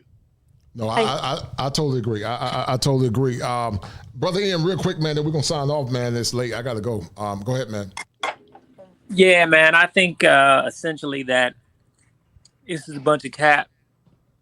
These chicks ain't really changing. Right. I think more than anything else, they're trying to market themselves, and I don't think they're trying to market themselves to black men. I think they're trying to actually market themselves to white men. I think that's essentially what they're doing. They're trying to look better to other cultures because essentially they're starting to realize that other cultures are looking at them, and as they go into the workplace and different other places, I think that it's starting to wear on them, and the facade that these other cultures have had before, when they when they turn a blind eye, I think they're starting to look them black women square in the eye these days, and I think black women are starting to notice that other groups are like, oh, okay, this is how you treat your man. Oh, okay, you might do good on this job, you might have this degree, but yo, you're just pretty much worthless. And so I think this is essentially what they're doing. They're just trying to tidy up their image, but essentially where black women are spiritually, they can't change, right? I think black women spiritually, right? We haven't even talked about that. I agree with you, man. I agree. They're locked in to this Jezebel spirit. There is no coming. I totally agree. There's no coming back from this, bro. For them, there's none. I'll land there. No doubt. Go ahead, brother Allen, real quick. I'm about to sign off, man. Go ahead. All right. Pretty much what you're saying. The chickens have come. They've come home to roost, and the main bulk of the women that are here in this country, you're not going to get it. You're not going to get it. You're not going to get it. The younger men, they don't want you. They don't want your daughters. My new wife and I, we just pushed 3 boys out the house, and none of them want black women. None of them. None of them. So all this soft girl summer, it's not going to work for you. You more or less, your grandmas and your moms and your aunts, they didn't set y'all up for a major failure. Right. And you got to take this on the chin. The same way black men had to take everything you said about us on the chin in front of the white folks in media and the world is judging you now. They see you. Suck it up. We had to, and we did it for 40 years. Right. No problem. And we became better. It's your turn now. Stop crying. Deal with it. You made this bed. Now you laying it. Sorry. Yeah, but man. Your whole cultural identity, the world knows it now. Right. It is what it is. Right. So adjust and move on. Women are great at adjusting to the environment. That's all I wanted to say. Thank you, sir. No, I appreciate it, brother Allen, man. I gotta bring you back again, man. I want to add one more thing. I wanted to add something, but go ahead. If I could. Guys, I'm about to sign off, man. I got to roll, man. It got to be under 1 minute. Got to be 1 minute. Go ahead, real quick. I have to go. I got to go. Under 1 minute. I just want to say, in the whole theory that other men want to date black women, I mean, you're out of mind and out of sight, because white men, as you mentioned, culture, they have their expectations and they have higher standards. Yes, sir. And other cultures, they don't even consider dating outside of their culture because they have femininity inside of their culture. Right. So they see the way that you treat your own men, and they're not fooled by it at all. As a matter of fact, you're almost the laughing stock, if you will. So I just wanted to say that real quick for all those sisters who, their brain automatically goes to, well, I'm gonna go ahead and date XYZ, and they got to realize that you're if you want to be the same thing that they regarded you in college when you're in your 40s and 50s, then go right ahead, which is a fun time. True, man. Very, very, very, very, very, very, very, very true, man. Very true. Go ahead, brother Ian, real quick, man. Oh, okay. Back to me again. Yeah. Yeah, man. Like I said, I think the spiritual aspect of where Black women are, I think it precludes them from being able to actually have any kind of functioning relationship with Black men, whether they're soft or not. Because I mean, you have it now where even some of the stay-at-home wives, they'll stay at home, but secretly they have some of the greatest disdain than even the ones that are working now. So I think it's the water has been polluted, and I think essentially we see with the young males, we see that Black women don't care about raising their sons like that for me is it, right? Okay, when I saw the stats on how they didn't care about their sons, forget about what you think about me. At least if I saw you trying to raise a strong male, I might be able to to work with you. You don't even care about your son, you can go to hell. Yeah, I agree with you. Shout out to my man Jedi said for the $7 super sticker. And he says, put a fork in my dreams and not elsewhere. Brother 18 letter, man, I'm about to sign off, man, but what I'll do, brother 18 letter, you can always come back on the next show, man. But I'm about to sign off, man. I'm past time, man, so I apologize. But I'll definitely let you pop on in the future, man. Unless you can make it under 1 minute. But you got to cam up. Hey, Kosher. Yeah, he dropped off. Anyway. Yeah, go ahead. Yeah. Is that you back to me? No. We're about to sign off, guys. Oh, okay. All right, guys. I appreciate it. It was a great show. I enjoyed you, brothers. I'm ready to get out of here. I'm tired. TJ, thank you for coming on. And Chantelle, thank you, sweet. I really appreciate it, brother Richard Soul. I appreciate it, man. Thank you, all y'all brothers and sisters. TJ, thank you, everybody. I appreciate it. So, guys, we're signing off another good show, one in the books, guys. And I told you guys before that there's 7 steps that men must go through in order to become optimized and understanding female psychology and how it impacts the function of a man is paramount to helping men move forward. The question is today, guys, as we end this show, is the soft girl era a facade, or is the soft girl era mostly this bitter women fabricating femininity to get a man? I call it the salt girl era because they're really salty women trying to act like they're genuine, but in actuality, they are fake. So, guys, we're signing off another one for the books, guys. I love you, brothers and sisters. Guys, support the stream, support me, support the channel, share the content. And, guys, we are signing off.